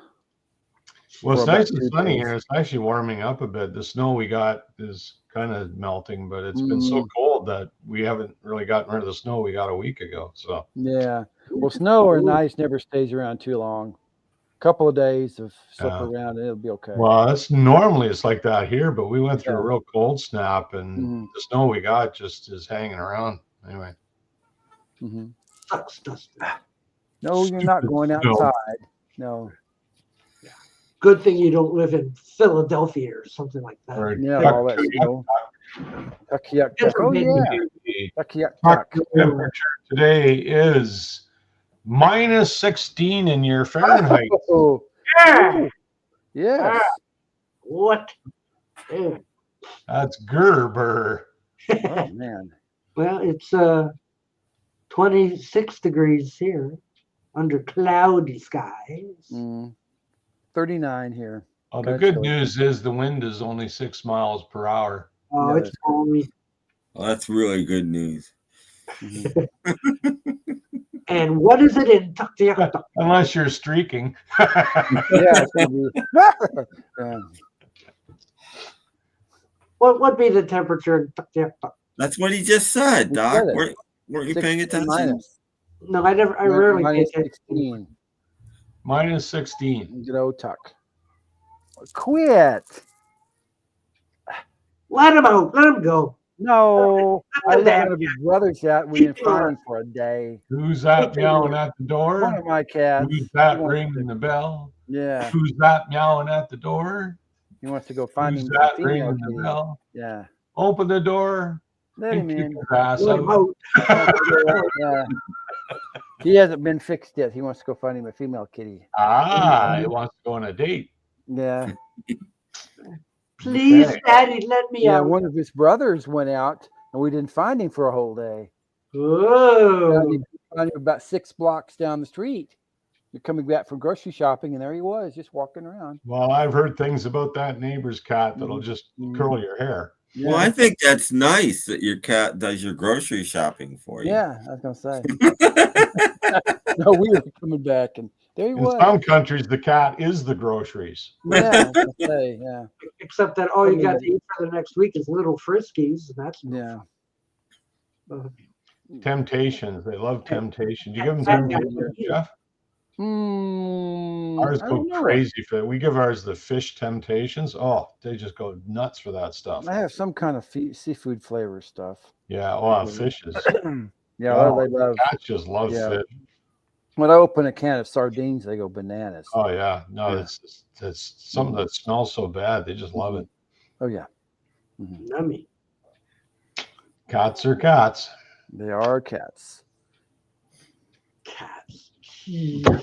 I know.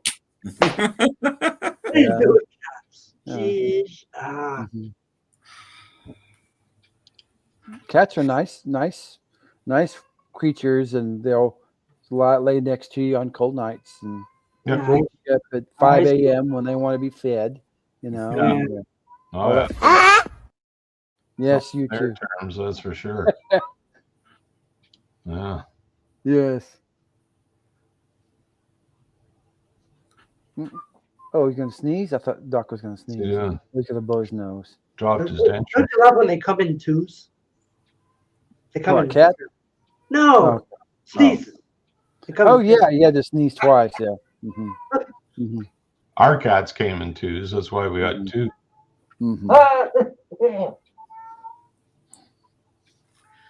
They were a bonded pair, and they had to be adopted together. So, yeah, and they look like they're related too. Well, they are. They're from the same litter. They're brothers. Yeah, a couple orange kitties. Orange cat. Like me, I'm an orange cat. I used to be oranger. Maybe the cat will want to go outside in the morning when we have the ice coming down. Yeah. No, it's a fun thing. I'm retired. I can open up my door and sip coffee and watch people slip around down the street. You know.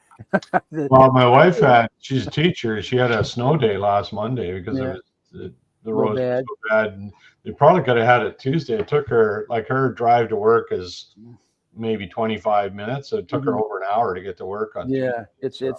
It's sometimes it's really bad. Yeah. So I was kind of, she always texts me when she gets there. I was waiting. I hope she gets there. To see what happens. Can't really relax until she. Well, somebody's upset, Doc. He's crying. Uh-oh. What happened, Doc? He broke his cookie jar.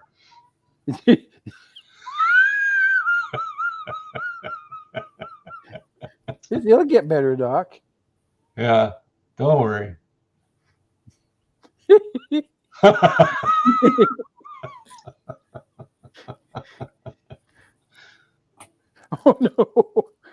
He poked himself in the eye when he put his glasses on.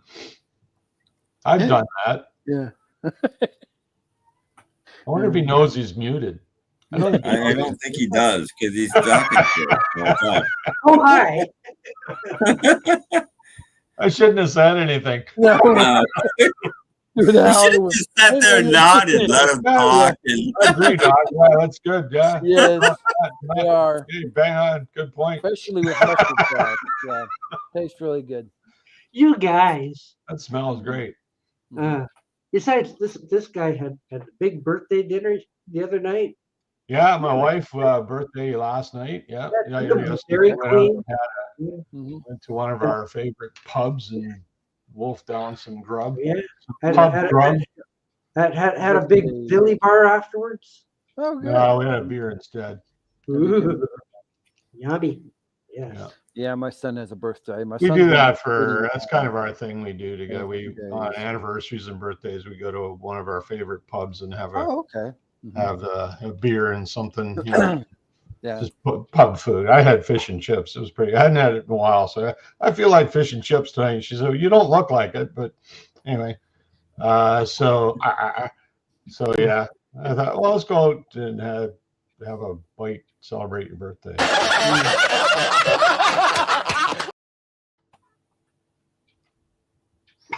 Ace wasn't there. No, Ace is the other cats are yapping too much. So Ace went off to lay down where it's quiet. He'll open up a cabinet and he'll climb in there and move stuff aside and lay down in the cabinet.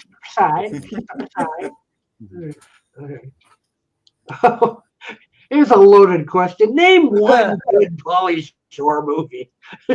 We can't. What's the one he did when he went to prison? Big Jim or something?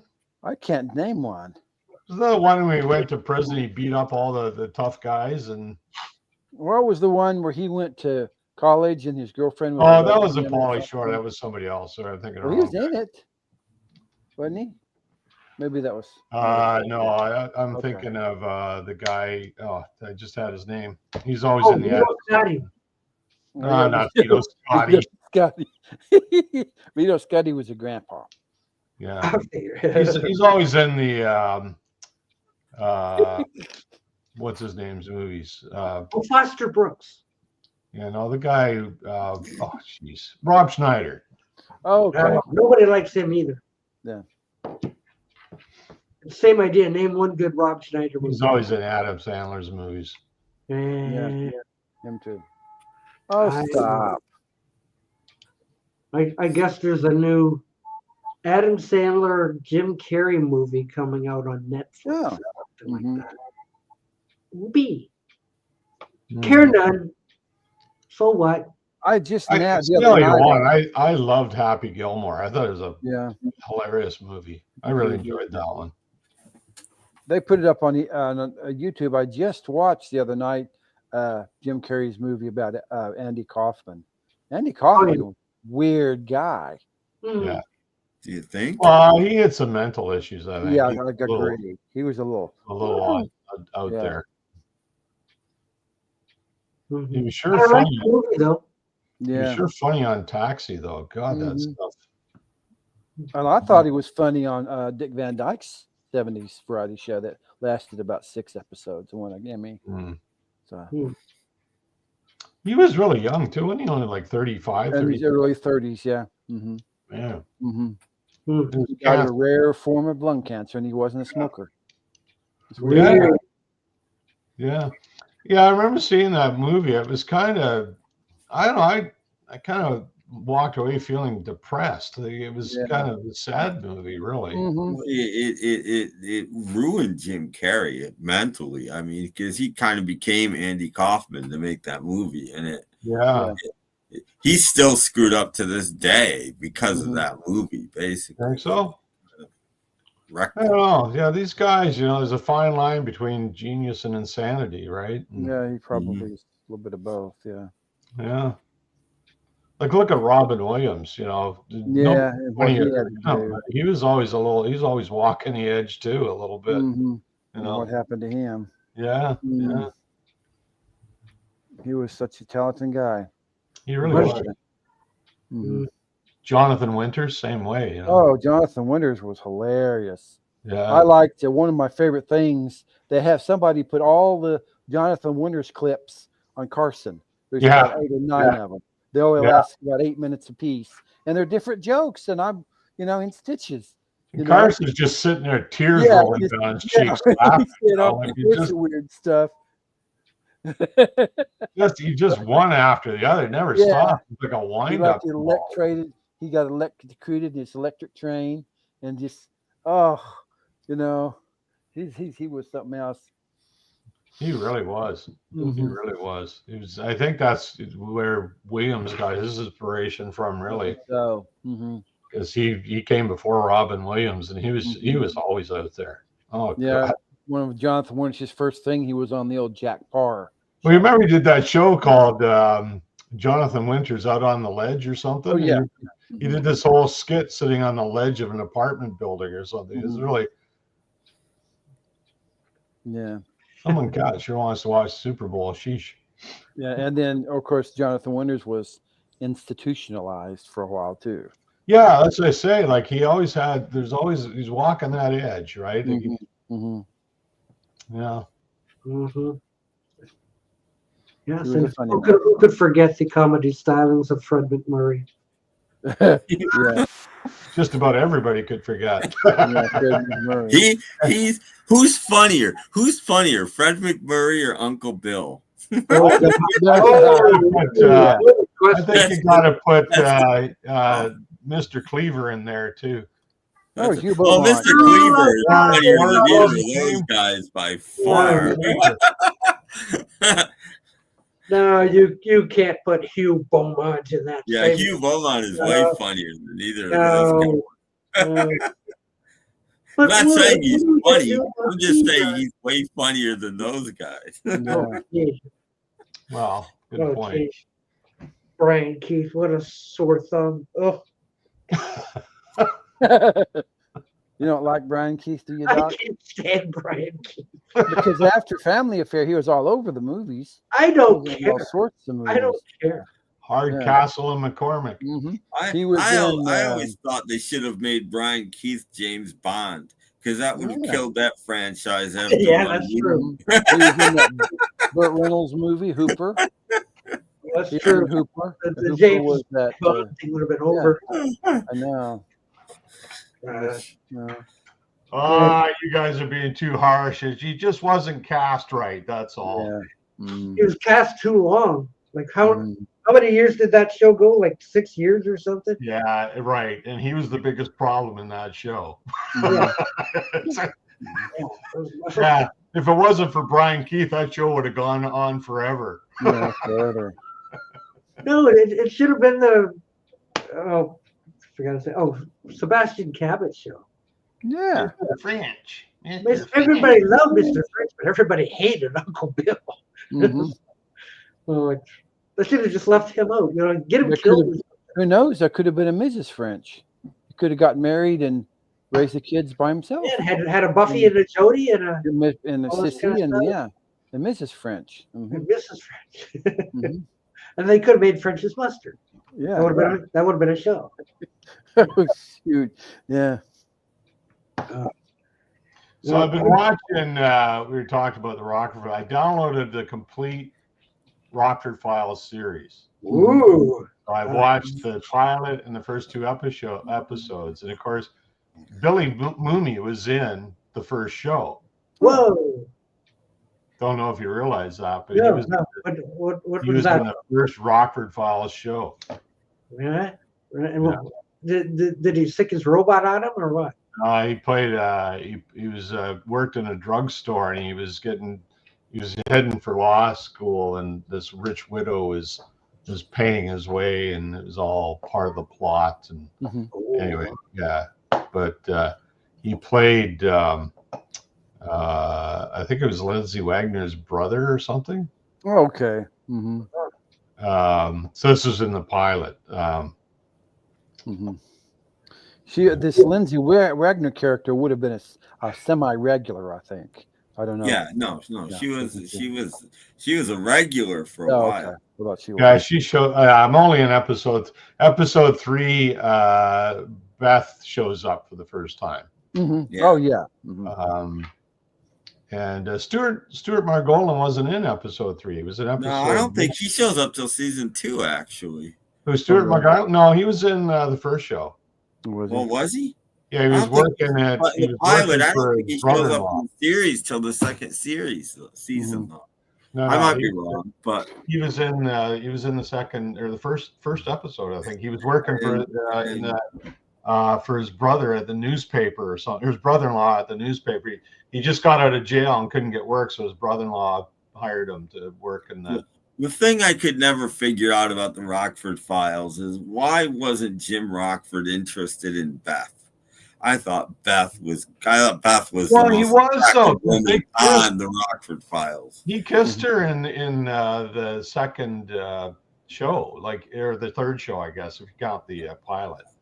He kissed her, so there's definitely a history there. Remember, she took his keys and stuck it in his bra, and he says to her, "You must have a short memory if you don't think I'm going to go in there after it." That's what he said. Well, I don't remember that, but I thought she was the best woman on the show. Yeah. There's definitely a history there. Well, she's conning him all the time, right? Trying to get him to work for nothing, Oh, yeah. Well, everybody is. And he always does. He always does, yeah. Yeah, true. But his trailer isn't in the right spot yet. They haven't moved the trailer off to the other side of the parking lot. It's beside a building right now. So it's kind of funny. You notice these things, right? As you're walking it. Hey, that's not where his trailer is supposed to be. Yeah, it winds up like pretty close to a restaurant. Yeah. He's right next to a building. Yeah. Goes parked there, so that's where he goes to get his breakfast. He goes to the restaurant, get a cup of coffee and whatever in the morning. And then Rocky's always staying at his house too, or staying in the trailer. Like last night, I was watching episode 3, and he comes home late, and Rocky almost shoots him with his own gun. He says, "What are you doing here?" He says, "Oh, I'm here." He says, "Every time you go away, people come in and ransack your place, so I'm here protecting it." He says, "Well, what do you do with that gun?" He says, "You're not licensed to carry a gun." And Rocky says, "I know, it's not my gun, it's yours." He says, "And you're not licensed either." Yeah. He's an ex-con. So. Yeah. Oh, it's funny stuff. Anyway, I'm gonna watch that. I downloaded the whole series, so I'm gonna start going through it again. I love the Rock. Oh, it's a great series, man. It's funny though. It really is funny stuff. And of course, the phone messages. The first one's the one with the check. Should I just put it? Yeah, that's the best one. That's the best one they ever had. Should I send it back, rip it up, or just put it with the others? Because it tells you so much that 20-second phone message tells you everything you need to know about the show. It's perfect. Yeah, it's kind of genius writing, really. Yeah. Was that a Stephen Canal show? Yeah, I think it was. I think so, yeah. The mastermind behind Battlestar Galactica. And the guest stars that go through that show is amazing. Oh yeah, they had William was on it, and and I mean, how many people got their own cop shows after being on that? Quite a few. Everyone but Vito Scotti. Yeah. I mean, Magnum PI comes from there basically. And so does what was that stupid show called with the two lady cops? Cagney and Lacey. Cagney and Lacey kind of comes from there, and Isaac Hayes did a couple of cop movies, and he's in there after this. Yeah, I remember you used to call him Rockfish. Yeah, Rockfish.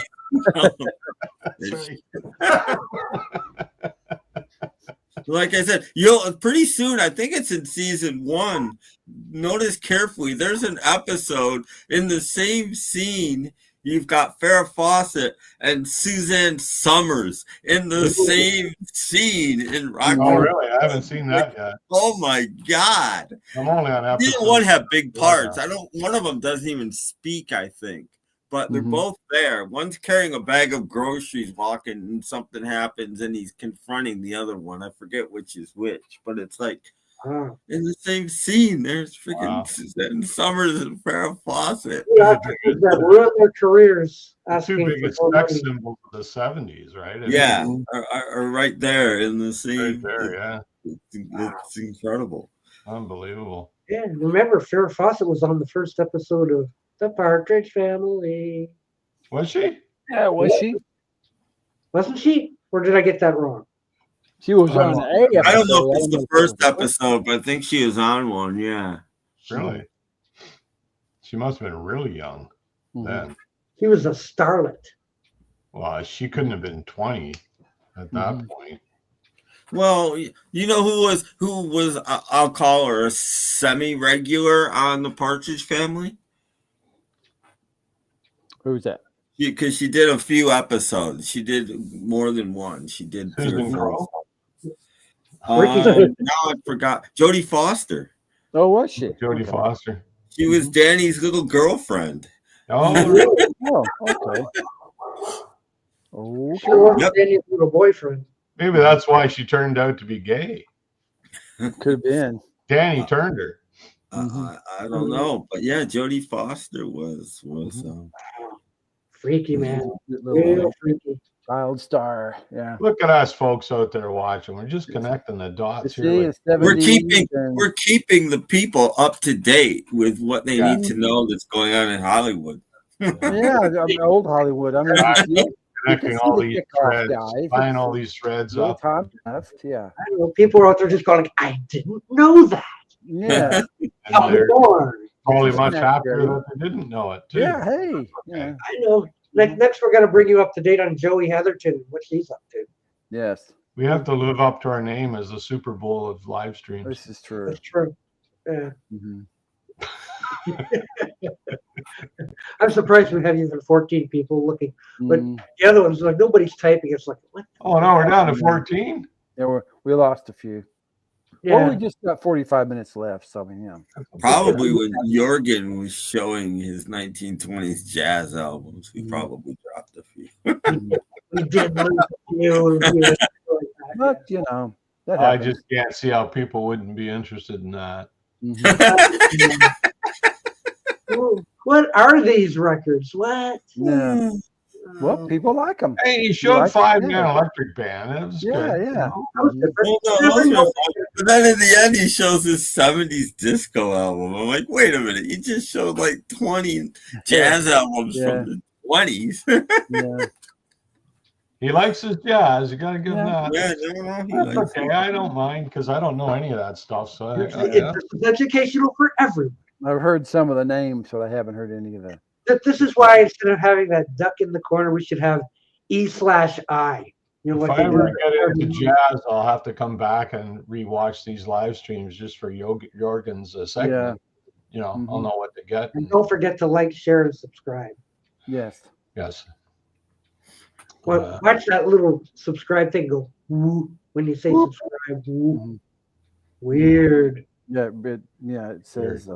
I know, but it must be a new YouTube thing. Woo. You never know. It kind of glows red if the person says subscribe. Woo. Nobody's commenting. I know. I think they're all watching the football game. Well, probably. No, it isn't on. It doesn't. Kickoff's not until 6:30. Usually. Robert P. go? Robert P. has disappeared. He was there. He's gone making to tofu or something. Yeah, he's making food. He's hurt his back, so. Oh no. Well, that happens. Yeah, everybody else just I don't know. Whoa, we just went. Oh, we shot up to 17 viewers. What? Oh. Good morning. How are you? Good. Hi. Okay, welcome to the show.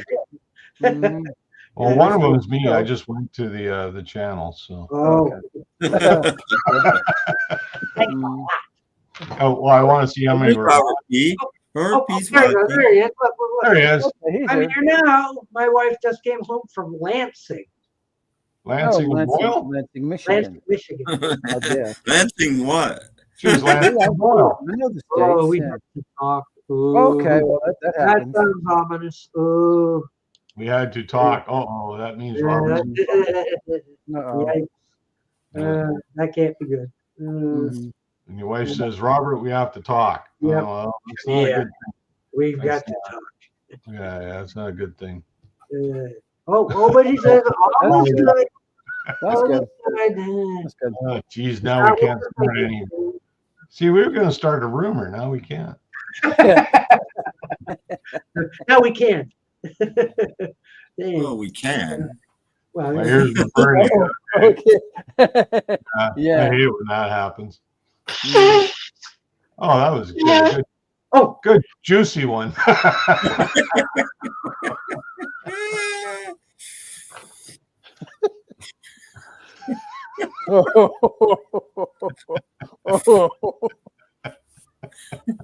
I'll never live that down. He's got to go clean out his mustache now. Yeah. Get him a comb and go. Yeah.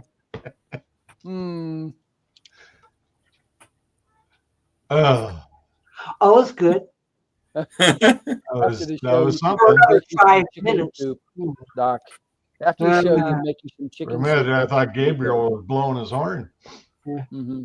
I did get a bus from my friend Robert S. He sent you a bus? Bus. Yeah. Ooh. Wow. I saw one of Robert S.'s latest videos of walking in the snow. Interesting video. What's a PFAM bus? Well, PFAM had a bus. You know, the PFAM. Partridge Family bus. Okay. Yeah. Partridge Family bus. I wonder where that bus is. You know when it's getting near night when your eyes go nuts. I know. It's It's probably all cut up and rusting somewhere. Yeah, that bus barely drove. Yeah. It did drive, and both it only drove Willie Jones and David Cassidy had to drive it. But I think like somebody barely here a while ago. It's in a back lot. Just it barely ran. I mean, it was an old bus then. It took all they could do to get it. There you go. I was looking for this. There, the bus. Yeah, that bus. That was nicer than the real bus. Yeah. They must have done a scale model of that. I bet they did. Yeah. Yeah, Robert P's got one. Yeah, he got one. It's like a plastic one you build, right? Yeah. Like a matchbox. Yeah. Maybe some homeless people living in it. You never know. I'm keeping those big ones to block the screen while I'm dying. Still have the checkerboard on the outside. Okay, so you get a Johnny Lightning one. There's a die cast. We're going shopping, kids. Johnny Lightning made the bus. Oh, did they? Yeah, bring it on Thursday. Yeah. 1/64 scale. Okay. We'll be here Thursday. It's your family.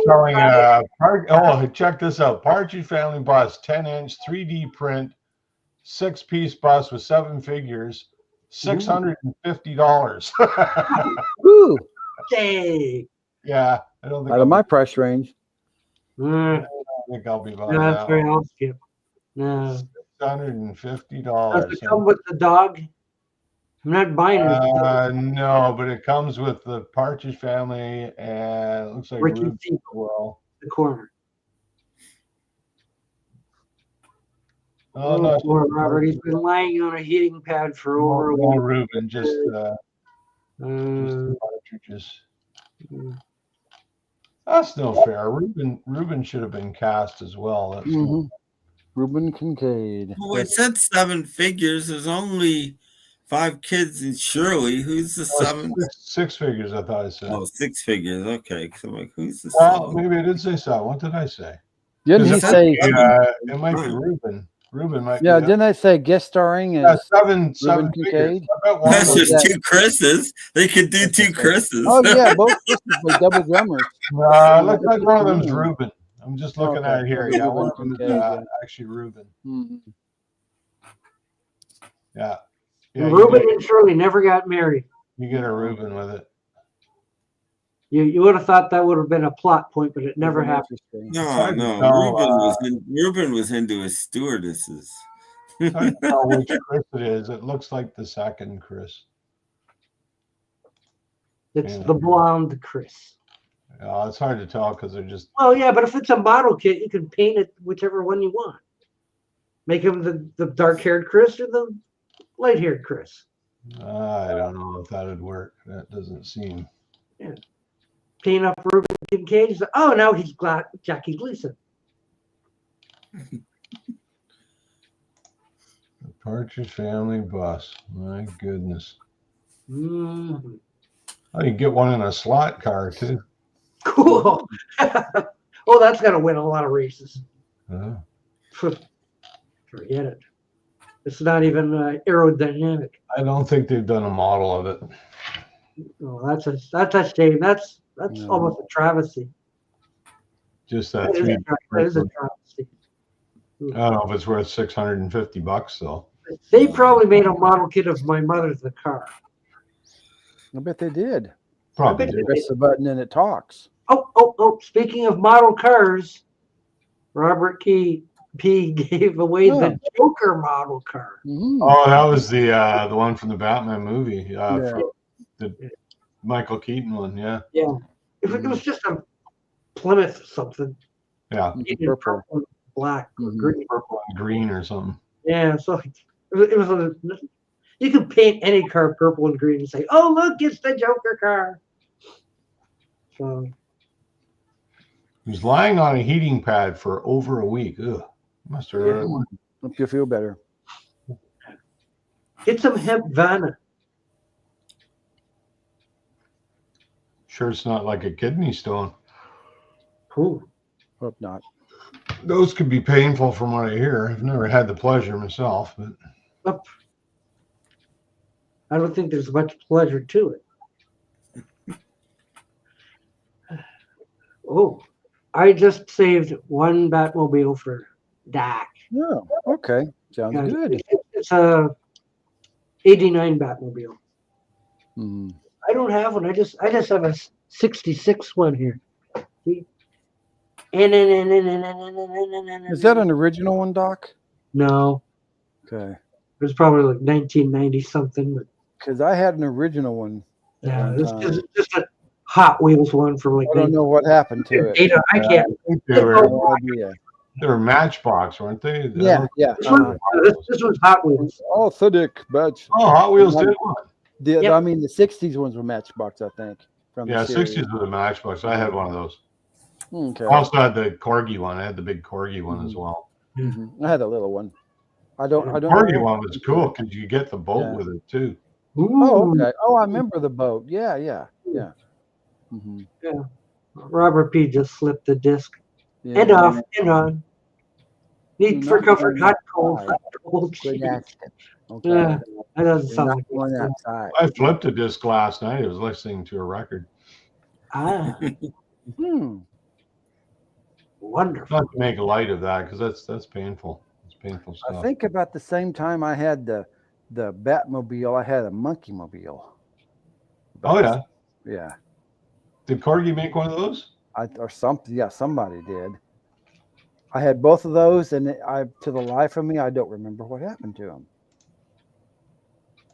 Probably grandkids or something. I don't have any grandkids. Well, your kids then. They probably made James Bond cars too. My son's into video games. He wouldn't. Robert's never seen a Monkey Mobile. Mm-hmm. Yeah, Corgi made a Monkey Mobile. I probably left them, so somebody stole them. I had a bunch of. I can't say that I've seen one either, but they've got to be out there. Mm-hmm. Corgi Monkey Mobile on eBay. You can get a beat up one for $40. A beat up one. I think I bought one with some birthday money. It cost like $250, something like that, back in 1967. Here's one for $75. Yeah, that's a newer one. Yeah, from the 70s. Yeah. Mm-hmm. They'll make anything. I think there's a Beverly Hillbillies truck out there too. Oh yeah. Mm-hmm. Munster's car. Oh, Munster's car, and they make a 1/18 scale Mach 5 from Speed Racer. Oh, it's pretty cool. Yeah, we know that. It does, Robert, and you know why? Because my cat's a male, so he wants to go out and sow his wild oats. Go outside. Yes. Yeah. Stupid cat. Dumb cat. Dumb cat. That's exactly when he'll want to go out tonight, and if he gets stuck, come home in the morning in freezing rain, we won't find him for a couple of days. So, yeah. Oh, look, we have an actual question. Billy Joel song. Billy Joel song of the 1980s. No, stop it. Who knows? It's got to be of the 80s. So, like, the most of the stuff you think of is all 70s stuff. So, like, the 80s. No, he had his biggest hits in the 80s. I don't know about that. He did pretty big in the 70s. Yeah. So, like Big Shot. Obvious rock and roll to me, yeah. Yeah, his biggest hits were probably from The Innocent Man and what was the one where he's throwing? We Didn't Start the Fire was a huge hit. That might be his biggest hit. Was that in the 80s or the 90s? Yeah. No, that was the late 80s. I would need He did one album in the 90s. I would need my book to see what all the 80s songs are. Okay. Doc is checking the book. Yes, I need. You'll have to tell us all his 80s hits. Yes. Yes. My favorite 80s, because I'm not a huge 80s guy, so. Yeah, me neither. I don't. Uptown Girl was okay, but I was going to say A Matter of Trust, maybe. Wasn't a big hit for him, but. And I also we could be here all day looking at Billy Joel's 1980s. Weirdly, I didn't. This rarely happens to me. But I didn't like the album version of "Keeping the Faith" that much, but I liked the remix they did on the 45. That might be my favorite. Oh, Stormfront was the last album of his I bought. He only did one after that, I think. Yeah, I didn't buy them all though. I just kind River of Dreams is the only one he did after that. Most of his songs were in the 80s, so like, holy crap. That's what I said. Most of his hits were in the 80s. Yeah, that's what I'm saying. He only had 9 in the 70s, and then everything else. Yeah, that's not, well, there should be one in the 90s. River of Dreams, I'm sure, is a hit. Okay, wait a minute. I have to flip the page. River of Dreams, 1993. Yeah. And his last charted single was in 1993. Hit number 29, All About Soul. I'm surprised. I'm kind of surprised To Make You Feel My Love didn't chart, and that was the late 90s. Mm-hmm. Later 90s. Make me feel your love if you tried. That was a song written by Bob Dylan. I think Garth Brooks did it too, and Dylan did it, and Billy Joel. Bill Dylan. Tim, you have to respond to this. Yeah, Steven knows I'm not an 80s guy. He knows very well I'm not. But it's not like I hate him. It's just not my first choice, or even my second. You don't like Devo? Come on. You don't like the B-52s? Come on. There's 70s stuff. Oh, what have I got here? I've got I've got 7 Billy Joel albums. Wow. Show us your Billy Joel albums. All right. Ooh. Ooh.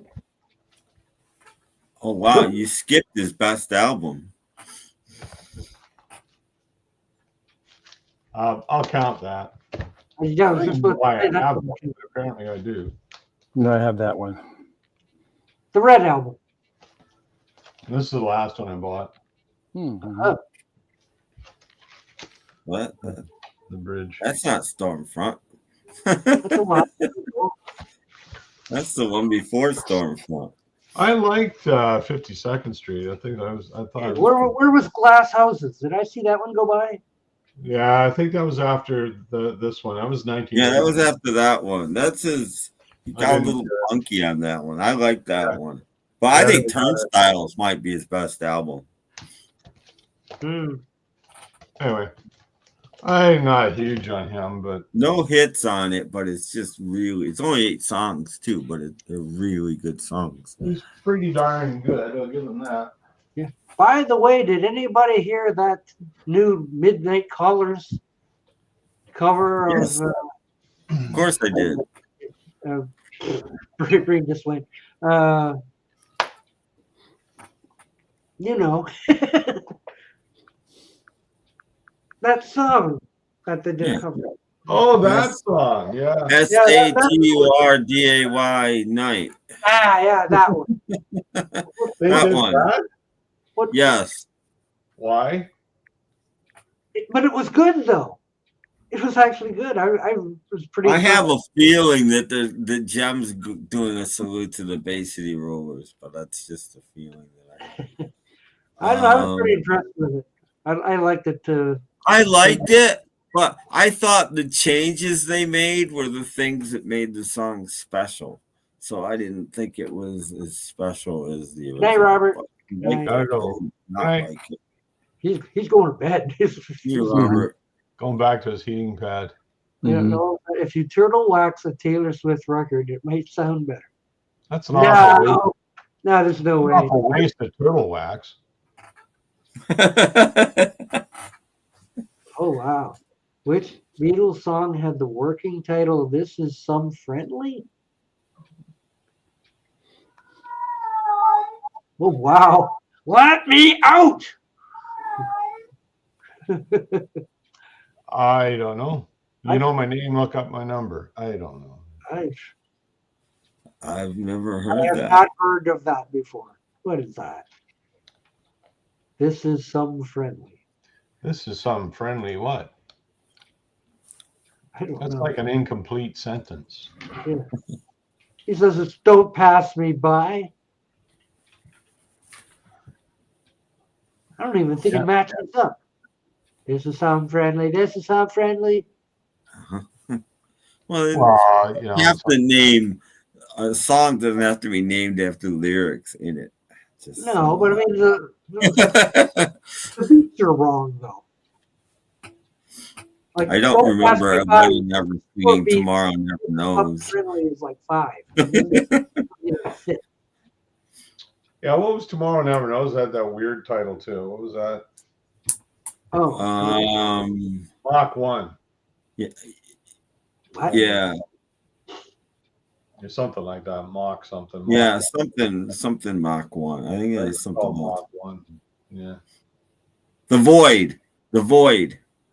That was another one, but I'm sure it had Mach. No, it was the Void, Mach 1, I think. I think it was the Void and Mach 1. I think the Void was its original name, and then they changed it to Mach 1. Surrender to the Void. Yeah. Because he uses that. That's a lyric from the song, right? Yeah.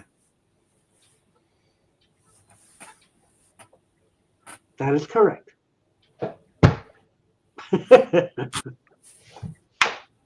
Jeez. What will we talk about now? I don't know. I don't know. Well, I always felt sorry for Ringo that they wouldn't record "Don't Pass Me By" because he wrote that in like '64. Yeah, and I mean, he sings it on. If you listen to the BBC album, he sings a little bit of it on there, and That's it's right. like, and it took him 4 more years to record it. It's like, Well, they're talking about him writing a song. Like they're talking. Yeah, about yeah. And like Ringo's written a song. Have you, Ringo? Yeah. And he goes, "Don't pass me by. Don't make me buy. Don't make me cry. Don't make me blue." It's back in '64. And Paul goes, "You know, darling, I love him." You know. Yeah. Yeah. And it took him 4 more years to record it. Gee. Put him in the other room.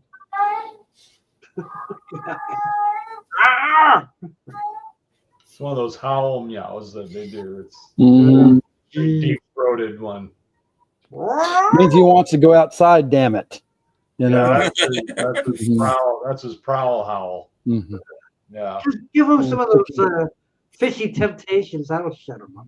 You might do that. You should get like 1.5 foot of rope, tie one end to his collar, the other end to like the doorknob, and just have him so he can move like 3 inches in either direction, and that's it. Okay, you're out. No. If I let him outside, he'll want to come back in the morning. So, you know. Wow. Jeez. What a mess. Ugh. Yeah, see, when Ringo wrote that song, he said, "Hey, mates, I wrote the song." Oh, yeah, Ringo looks pretty good. Let's hang it on the refrigerator. Yeah. There you go. See that? Ooh, Ringo wrote a song. It's right there on the refrigerator. Then he had another one, the Octopus Garden or whatever it was. Well, that was later, yeah. Mm-hmm. With some help from George on that one. Some major help from George. I'd like to be under the sea. You guys heard George's version of It Don't Come Easy? Yep. I think it's pretty clear he wrote that song. Oh, clearly. I mean, Ringo, if you listen to the Ringo record carefully, you can still hear the hallelujahs in the background that they took out. They tried to take out and weren't 100% successful.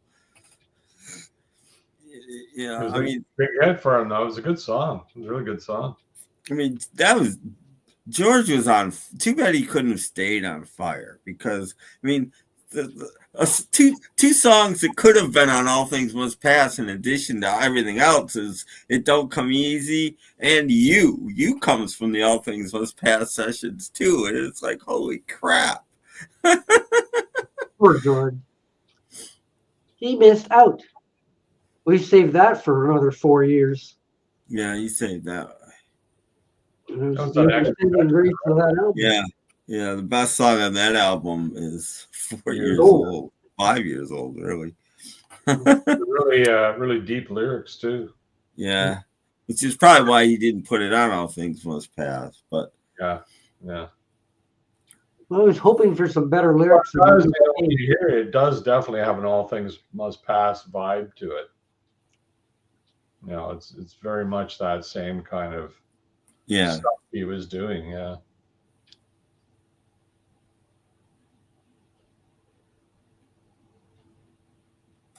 He was just running out of ideas at that point. I mean, doesn't side 2 open with a bit more of You, which is just like 45 more seconds of You? It's like, are you really out of ideas that bad? Well, I don't know. I liked Extra Texture better than I like Dark Horse, but I don't. But I don't like Dark Horse either. I don't even like Living in the Material World that much. Yeah, I like that. It's pretty good. I think it's the problem with that is it followed All Things Must Pass. Expectations were really high, and it just didn't hold up to that expectations. But if you forget about All Things Must Pass, it's a pretty good album. I don't have a favorite Little Debbie snack. I don't like Little Debbie's at all. No, I don't eat them anymore myself. No. Little Debbie cakes are food for horses. Thank you. And I'm not a horse. So give me Hostess Twinkies or something else, but no Little Debbie. No, I like the rolls. No. Ringo wrote the first line of what? It Don't Come Easy, maybe? Oh, it don't come easy. You know it don't come easy. I got it. How about that does sound like Ringo, though, to be honest. Writing a song isn't easy. That's why on the new album he only wrote 1 out of 9. What is the first line? You got to pay your dues if you want to sing the blues. Isn't that the first? Yeah. That makes sense because he would have done Bokuza Blues by that point, right? So. I don't know. Has Gurr heard that new Ringo album yet? Yeah, Not yet. I keep forgetting. I've been listening to ZZ Top this week, so I got Ringo on my on my hard drive. I just haven't listened to it yet. Come on, you gotta give Ringo a listen. Well, I will. It's gonna be next year's country album of the year. You just watch. No, here's my very official copy of Ringo. Yeah, look at that. There it is. By Beyonce, that's what'll be the year. No, Beyonce had her chance. She's done. Ringo gets his chance. That's why the album was delayed until February to get out of the Beyonce shadow. You know, I'm sure. I bet you. Because we could have had this for Christmas and we didn't. It wasn't February, it was January, but we didn't get it. Whatever. Wow, the CD's down to $18.99, but the album is still at $42.99. Wow, magic! Yes. So rush off and buy one. You won't be disappointed. Get the one with the poster in it. Put it on your wall. It's still too much money. I'm sorry, it just is. You know. Well, give it another month. I will. Don't go to Discogs. It's probably like $70. Oh, that's Amazon. I went to Amazon. Well, Discogs is no deals because by the time you pay postage, you're paying more than you would if you just bought it on Amazon. Ringo once said the Beatles should have been called Ringo and Three Frustrated Drummers.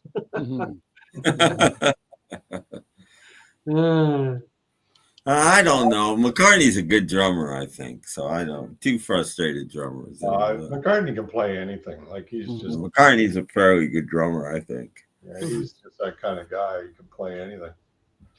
No. He's doing all the drumming on the Band on the Run album. So yeah, he's pretty good. He's not bad. He's certainly passable. Better than Pete Best. He did all the drumming on the Ballad of John and Yoko. That's right. And he's doing the drumming on the McCartney album.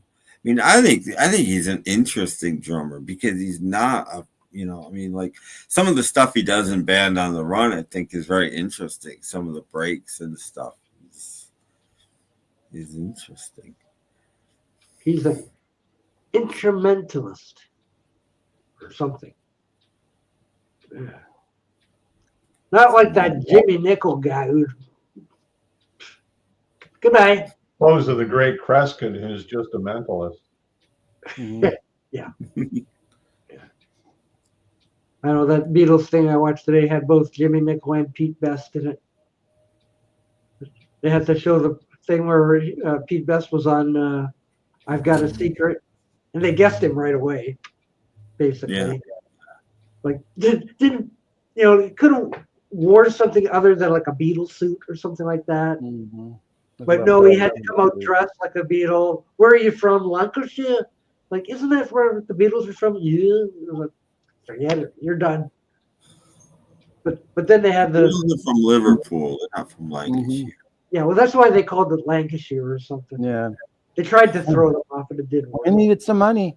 They paid him some money, and they gave him a case of turtle wax. So he can wax all his records. Yeah, wax all his records. Yeah. And then poor Jimmy Nickel, they had him sitting there like he was like, and I'm going to be the new Ringo, and you're his replacement, you're his understudy. Yeah. And if something happens to Ringo, he's coming back. Yeah. Where's my plane ticket? Well, that picture is in everything that's ever mentioned of him. Is him sitting alone in an airport waiting for his plane to come. It's just the saddest picture. It was good. I liked it. Why not? What's wrong with Sean accepting the Grammy? Yeah, for that cube. I got nothing wrong with that. Didn't bother me any. No. Well, somebody has to accept the Grammys, and if when it shows up, then guess what? He's gonna accept them. Dogs and cats. I bet the delivery. I think Jeff's cat made it to. Yeah, may have so. I think my cat crawled off to take a nap. Good. It's the dog's turn. Dog's turn to go. Rah. He called the Beatles his dad's group. Well, yeah. Okay. Well, Yeah, that's correct. That's correct. I mean, it did start out as John's group. Yeah, that's what George said. Beatles were John's group. That's what George used to say. Yeah. So. It didn't end up as John's group, but they started that. They started, yeah. Hello, my name is John Lepper. John was such a wise ass. Up to the end. Yeah. So after that show was off, I typed it in Google and it came up on YouTube. I says, "Oh, somebody on YouTube has it. Well, I can just use my famous 4K downloader and keep it forever." But there's a lot of the same old footage, same old stuff. Well, I found it the Internet Archive. If you don't have it, you're interested, Doc, or anybody else. Got all kinds of stuff. The complete Beatles is at on the Internet Archive. Internet Archive, yeah. I watched a couple of James Bond. I own that on DVD because I'd never seen that before. So now I finally have. Yeah, the complete Beatles was the documentary. Until Anthology came out, but I'd never seen it. Yeah. It's Surprise Torn. It's on the Internet Archive. It was okay if it was a VHS tape. Well, yeah, it's fine for like if you just have like an hour to kill. Yeah. It's like the Evelyn Wood documentary of the Beatles. So. Yes, it was good for its time. But the thing that I found interesting is it wasn't all positive. They did go into a couple of the darker things, which most things don't do. So I'm like, okay, it's actually telling the story as best they can. So that's good. They've only got like an hour and a half to do it, so make it quick. They skip through the most productive and best years musically, in my opinion, like 65 through 67. Yeah, they didn't have the right through those years. They didn't spend 5 minutes on between 65 and 67. It's like, okay, well. So, Mr. Gurr, what did you get from the postman? My wife got some Amazon stuff. Ooh. The Amazon man always brings twice. Yeah. And he came back with a Dr. Pepper. The Dr. Pepper Black. Zero sugar. Zero sugar pepper. Yeah. Oh, no. First score. Oh, no, it's on. 42-0. Just kidding. Is the game on? Already 6:30 was probably kickoff, something like that. Which would be 3:30 my time. Yeah. Good, because they can get it over with and go to bed. The post game stuff would be like 2:00 in the morning. And then they could show Rescue from Gilligan's Island right afterwards. I've got this much to go in the Sherwood book. Oh, you're almost done with it? I'm up to the rescue stuff. Yeah, that dang Tina Louise. Oh, yeah. The first movie was really good. The other two, not so much. Well, I really liked the first one. They put most of their energy into the. Yeah. The second, third one, they're more like pilots for another series. Yeah, it was. Because Jim Backus was always starting to get thick and, that sort of stuff. So Tina wasn't in any of them, right? She didn't. No. It's just strange. They had Judy Baldwin. Yeah, right. Sporland. Ooh, who's that? Well, there's always someone that doesn't want to participate. In the Brady Bunch, it was Jan. Jan never wanted to do it. They had to get a fake Jan. Jan. And yeah, when they did like the Brady's Daughter series in the 80s, it was Jan and Marcia. And it's like, well, wait a minute. Why did she change her mind? It's like, because she had nothing to do. I need the money. Well, because she was the bigger star. That's why. Yeah. Yeah. Whatever. It's not like they did anything else, right? I mean, it's. Ooh. Well, Barry Williams went on to a fantastic singing career. Sure did, yeah. Well, let's see. It Takes a Thief was roughly 1970. 68 to like 71, I think. 71? With Robert Wagner. Yeah, but that would have only been like 5 years. A couple of years after Gilligan, but she was in a lot of episodic television. She was in like Cannon and Barnaby Jones and Police. Not as many as Vito Scotti, I bet. Oh no, not as many as Vito Scotti, but she wasn't Vito, but she was Tina. Yeah. She could never take on Vito. No. Not at all. Vito did it all. Like there wasn't room for anybody else. I mean, Tina Louise was in the Stepford Wives. So. Was she in Stepford? Was she in that too? The first one, yeah. Oh. Whatever part was up for grabs, Vito took it. Yeah, Vito got it. So like nobody else got any. All I can say is he had a hell of a good agent. Unbelievable. I barely remember Gilligan's Planet. Gilligan's Planet? What the heck was that? That was Saturday morning stuff. Was that a cartoon? Cartoon, yeah. Oh, they did it. They had a New Adventures of Gilligan, and then they had Gilligan's Planet. Gilligan's Planet. Tina Louise did not come back for that either. But I think Warner Brothers has the rights to it, but they're not putting it out. And I'm not sure why. Well, I'm pretty sure why.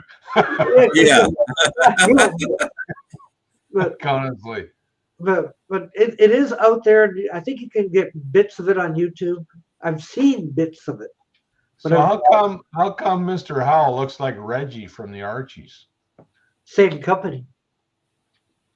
Filmation. Okay. So the professor doesn't look at all like what's his name? Tina Ginger's got white hair. Well, the reason they called her Ginger is because she was a redhead, you moron. Yeah. But since they were having trouble with Tina, they thought we better color her hair white so that Why Tina does she have white hair? It just makes no sense at all. Hey. That's why it didn't last. It was poor casting. And what's with the little green dinosaur? Oh, that was stinking Gilligan's pet. Okay. Gilligan's Planet. Never heard of it. No, see, now I learned something. Okay, see that's the first show. The skipper looks twice as big as he was on the show.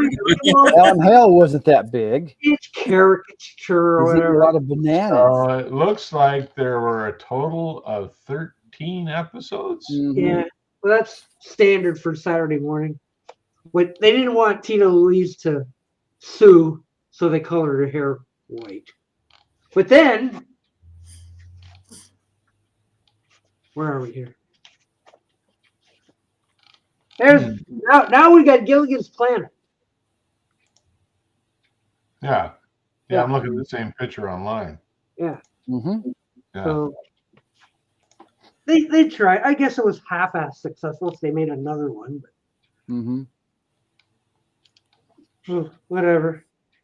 They needed something for Saturday morning. Yes. They you can only watch animated Star Trek so many times. There isn't much action to that either. They stand around and move their mouth. And talk. I am going to. That's it for that. Yeah. Yeah. Animated. It's not as bad as the Planet of the Apes cartoon. Oh, is that awful? That is awful. Yeah, I remember it. I could only stand one episode of that. I was done. Like about 10 minutes. This is a bunch of static frames. Mm-hmm. So like, there's no animation to it. It's just, Mm-hmm. and it made no sense. They crash landed on the planet, and they walked, and they walked, and they walked. Yeah. First episode was walking. 20 minutes later, they're still walking. This is just, forget it. I'm not watching this. So that was the end of that.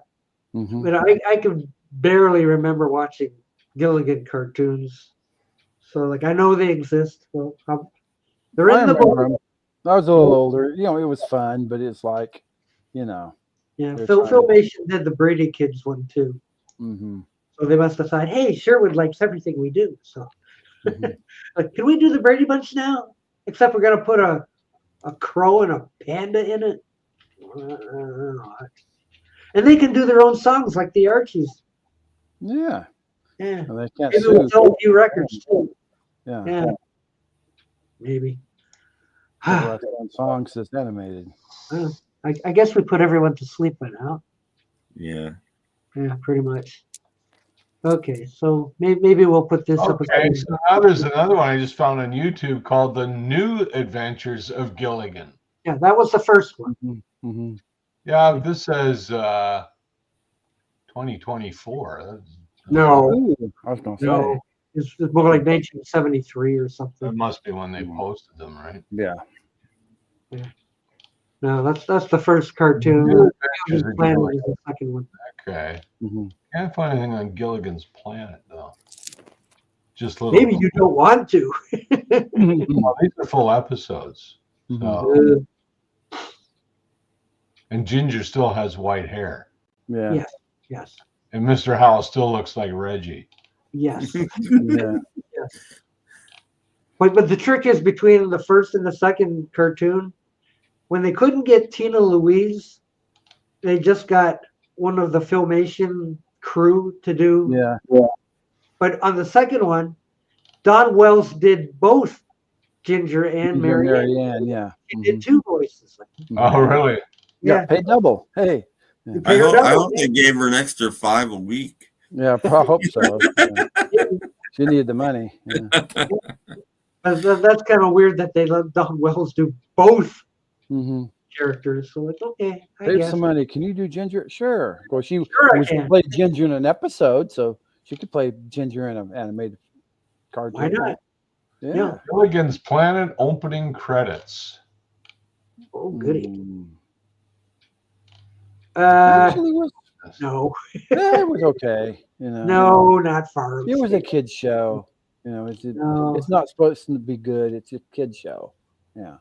Oh, so like kids will put up with anything. Yeah, pretty much. Watched all those commercials about sugary cereals and candy and. Did you see the political satire during the election? It was Kamala Harris. It's called Giglin's Island. Yeah, I did see that. That's pretty funny. That's right. Well, that's true. That's all she does is giggle. Mm-hmm. Well, yeah, she'd be talking about root causes, and they'll be in Russia and China be lobbing nukes over our heads. Ooh, yikes! Well, I think I'm going to end this thing because nobody's talking. There's supposedly somebody out there somewhere, but I'm not sure what they're doing. Ready? Bring on the Super Bowl. But I'm going to end this thing in this. I have the sun shining in. Yeah, and thank Jeff and Tim and Gur and Jorgen and all you happy people that are still watching. We'll be back Thursday for soup. Come back on Thursday. People. Hope your team wins. Yes. So good night, everyone. Go Eagles.